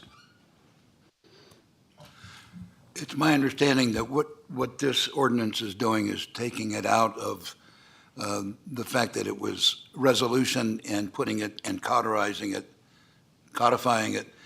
I don't need to be cauterized today, no. Codified into our ordinances so that it can be enforced by the Sheriff Department along with other regulatory agencies. Is that correct? That is correct. Thank you. Okay. I have no questions, so at this time we'll go to public comment. Commissioner Noasad. Yeah. On the first one, it says prohibiting and restricting parking on Bliss Road and on certain streets and highways within the following GIDs. What streets and highways? Are they mentioned in the ordinance? Those are the streets and highways were approved in past resolutions. They're not named out throughout this, but there was resolutions passed by the board for these no parking areas. Okay, that's a resolution. Yeah. So this is an ordinance to get it into county code to make it official. That's what I'm asking. Are those, so the certain roads and the certain GID is going to be mentioned in the ordinance? Yes. In the should they be addressed in the ordinance that way? In other words, should they be listed? You get certain other highways that leaves it kind of wide open to what you really mean. And Commissioner Noisette, I don't know if you're able to hear me. This is Carrie Rosser, attorney for Douglas County, also here via Zoom, looming large on that screen. And maybe if this might help clarify, the phrase that I believe you were referring to is in the title of the ordinance, which is, or in the summary of the ordinance, I think similar language appears in both of those sections, but in the actual text of the ordinance, to the extent there's a specific street that would be impacted, the street is listed. And I would just draw your attention, if it's helpful, to, for example, page 384 of the packet, which has a section 10.12.110 pertaining to Skyland General Improvement District. And then you'll see in that section a list of specific streets that are impacted. And then there are some GIDs where it's a sort of wholesale prohibition or restriction throughout the entire GID. And if that's the case, then the specific roadway name does not appear. It would just be every roadway within that GID. So. Did you get that? That's on page 384 of our packet. Right. Okay.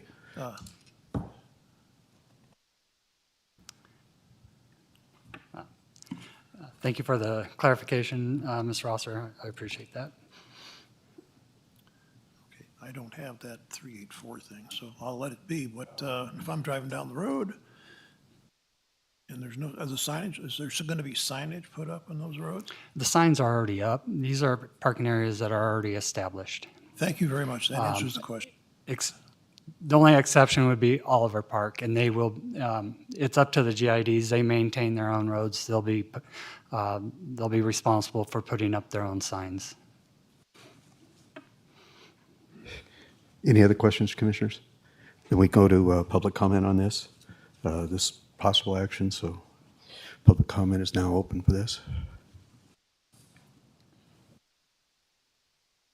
Ellie Waller for the record. I first want to thank John Erb, his staff, what he does for Douglas County. And I want to thank the attorney for the clarification as well. I think this has been explained appropriately. The Oliver GID needs to put up their own signs. I think in the future, if other signage needs to be installed by the county for similar reasons, we should supply the funding. Thank you. Is there an additional public comment here in chambers? Sensing none. Ms. Johnson, is there public comment online? I know that we've already heard from the chairman of the Oliver Park GID, and we've also heard from Nancy Gilbert, but we'll entertain public comment from others. Thank you, Mr. Chair. Marsha Johnson for the record. I have Stephen from Oliver Park GID on the line with his hand raised. Stephen, do you have public comment on item number 8? Yes, I do have public comment. This is Stefan Haas for the Oliver Park General Improvement District. I'm their operations manager. I understand that the board has previously heard this morning from one of the trustees, Trustee David Vaught. So I'm just making myself available rather than sound redundant to any of the trustees if they have any questions.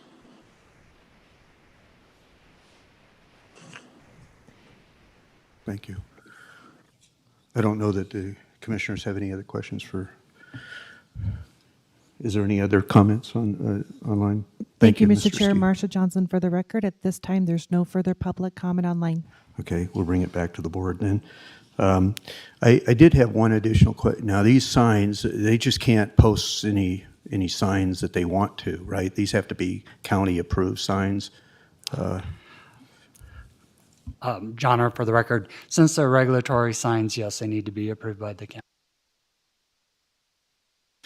Okay, just want to make sure that we didn't have residents going out there and putting stakes in the ground and posting something. Okay. Any other questions, commissioners? Entertain a motion to approve this. Mr. Chairman, I move that we adopt ordinance 2022-1606 as presented. Okay.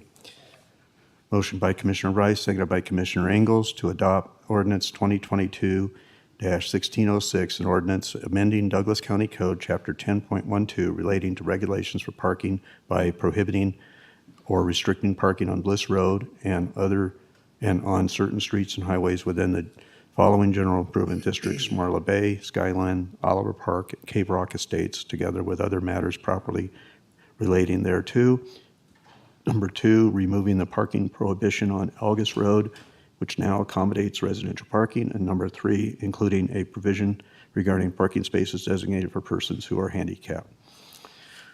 Since no further discussion, all those in favor signify by saying aye. Aye. Motion passes 5-0. Thank you very much, Mr. Herb. Thank you. We'll go to item number 9 for possible action. Discussion on the adoption of ordinance 2022-1608, an ordinance enacting a revision and codification of the general ordinances of Douglas County by amending titles 1, 6, 9, 10, and 13 of Douglas County Code to 1, redesignate certain vehicle and traffic-related criminal misdemeanors as civil infractions consistent with Assembly Bill 116 enacted enacted in 2021 by the 81st session of the Nevada Legislature, and 2, define and establish penalties for civil infractions, and 3, clarify that certain codified infractions constitute criminal infractions, and number 4, remove language that is unnecessarily duplicative of the Nevada revised statutes. And this is being presented by Deputy District Attorney Ms. Rosser.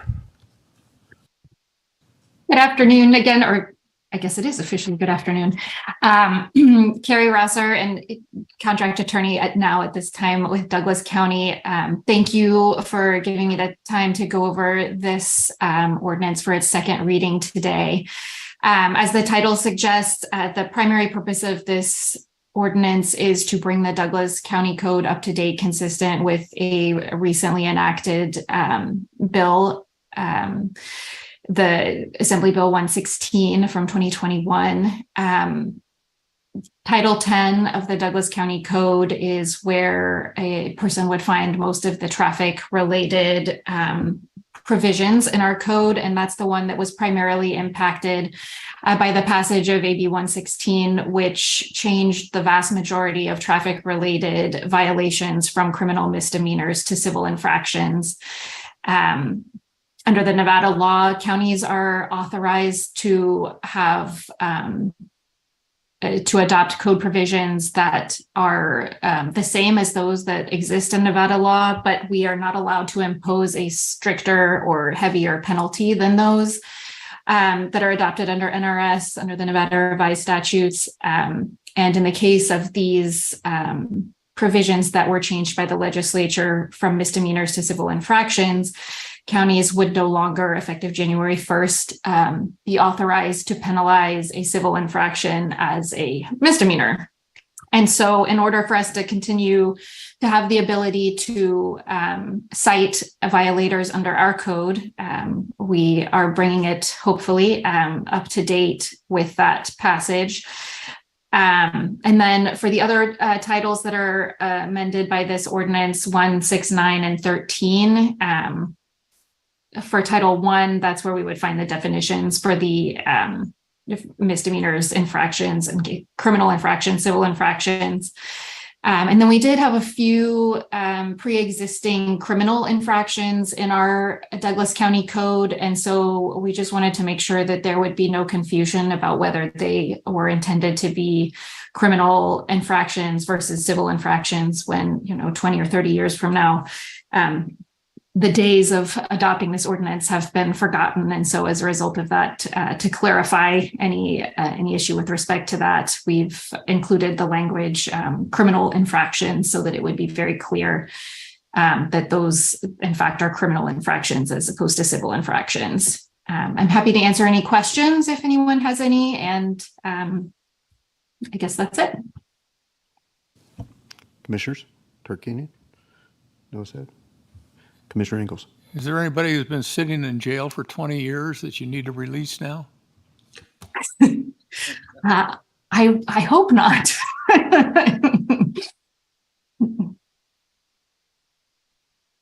Commissioner Rice? Unfortunately, we, in my mind, we have no other avenue except to approve this. Otherwise, we're handcuffing ourselves even more. This ordinance, as far as I'm concerned, was designed by liberals in the southern part of our state to further handcuff our police officers because it removes the ability to get a warrant for minor traffic violations, which gives them probable cause to stop and further inquire, so that pretty well takes some of that away because we can no longer issue warrants for minor traffic violations. Having said that, I don't see that we have any choice except to adopt this motion and this resolution. Okay. At this time, then, I have no questions. We'll go to public comment. It's a possible action item.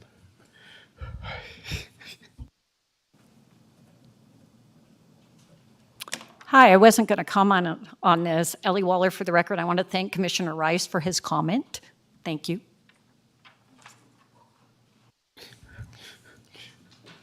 We're gonna wear out the carpet here from there to there. So that's not in the budget. So, anyways, no further comments here in chambers. Ms. Johnson, is there any public comment online? Thank you, Mr. Chair. Marcia Johnson for the record. I do have someone with their hand raised. Jason, do you have public comment on item number 9?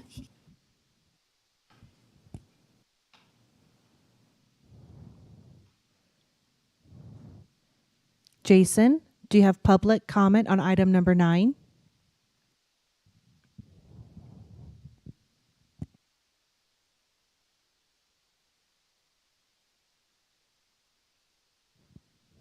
Yes, I do. Thank you. Can you hear me okay? Yes, we can. Please state your name for the record, then we'll start your Excellent. time. Thank you for your patience, folks. Jason Gibson with the House of Gibson. My father was a commercial trucker. I've been trucking all across this country. I've never been in an accident, have no infractions. But I've been hunted by your law enforcement tactics, by the Family Support Division that has unjustly revoked my license at least a half a dozen times without due process. We're talking about falsified warrants. We're talking about falsified probable cause. Commissioners are up in arms because they're losing revenue. They don't really care about what's going on the highways when you talk about the piracy that's being practiced by agency today. We're being hunted by law enforcement.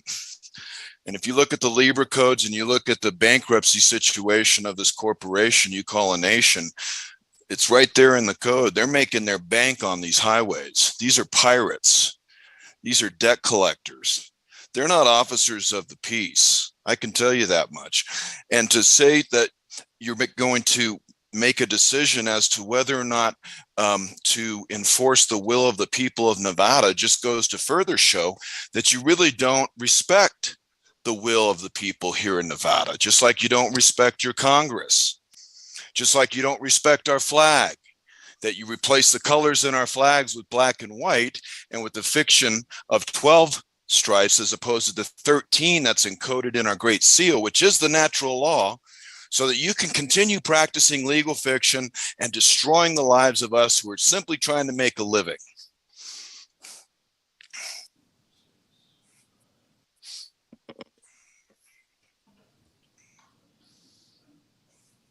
That's all for now. Thank you. Thank you, Mr. Chair. Marcia Johnson for the record. At this time, there's no further public comment online. Okay, bring it back to the board. Any other questions? Entertain a motion to Any other motions? Mr. Chairman, I move that we adopt ordinance 2022-1608 as presented. Okay, motion by Commissioner Rice, seconded by Commissioner Ingalls to adopt ordinance 2022-1608 as presented.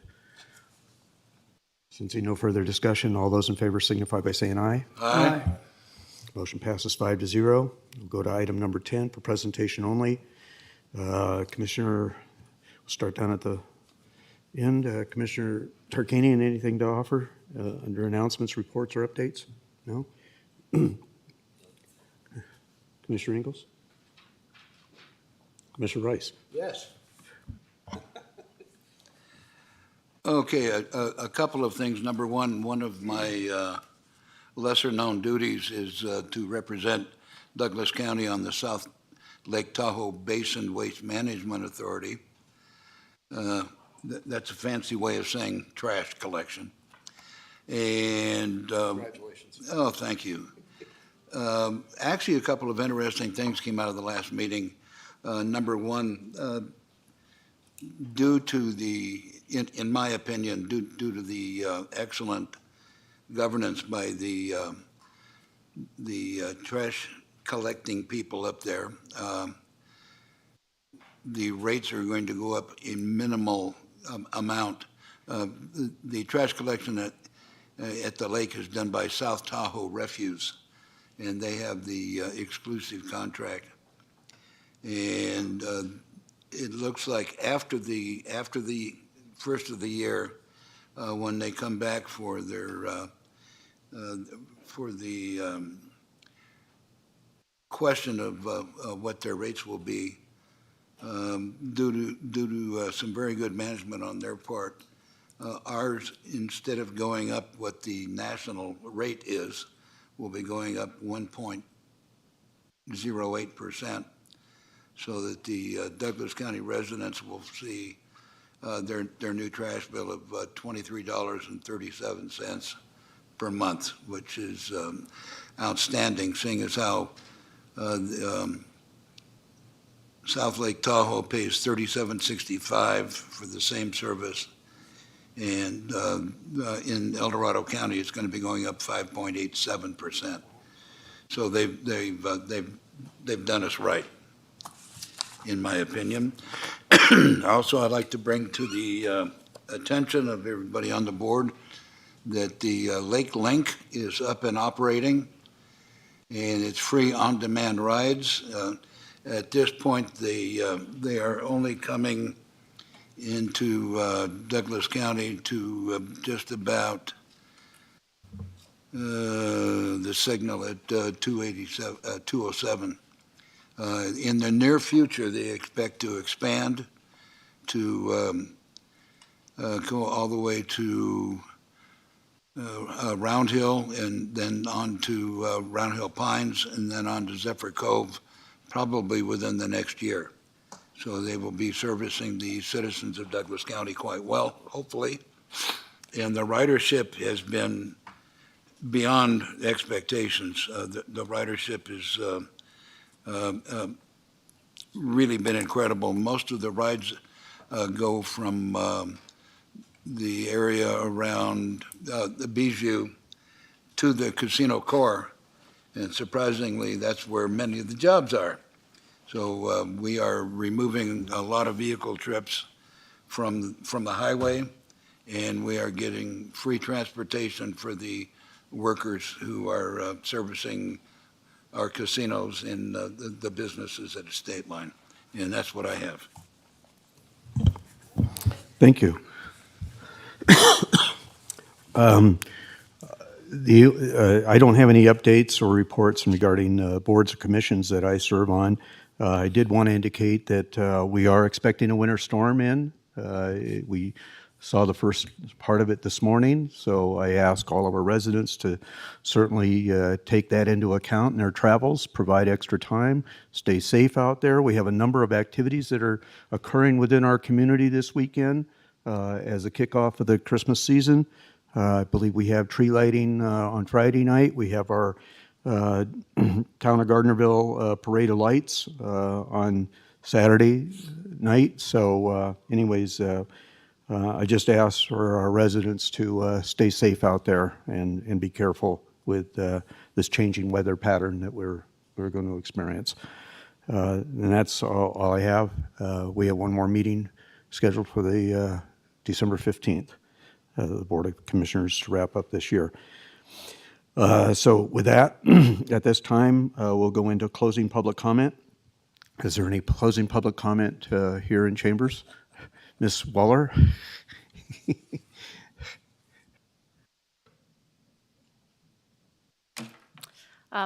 Ellie Waller, for the record. I want to thank Commissioner Ingalls. I know you have one more meeting. When I first started here 3 years ago, Commissioner Ingalls assisted me in finding the correct staff, so I wasn't bugging him as much as I needed to, so I could provide these comments to you on a regular basis. And I want to thank Charla Hales for stepping up. I'm looking forward to addressing you soon. And then I want to go back to the VHR subject, vacation home rentals. The tier 2s probably have more impacts than the tier 3s. This is going to be job security for our program manager, Strelo, DA's office, AJ Hames, and staff. I believe that the tier 2s should have the same review cycle as the tier 3s because there's 530 of them now that are on the books.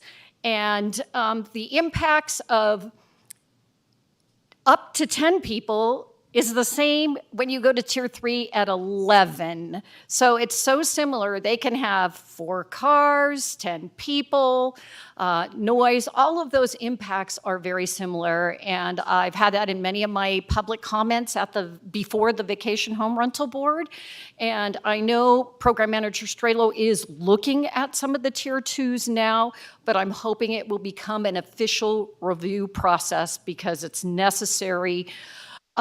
So you folks don't have appeals coming that that might occur because of the violations in that tier 2 level. Thank you. Additional public comment here in chambers? Sensing none, Ms. Johnson, is there any additional public comment online? Thank you, Mr. Chair. Marsha Johnson for the record. At this time, there's no public comment online. Okay.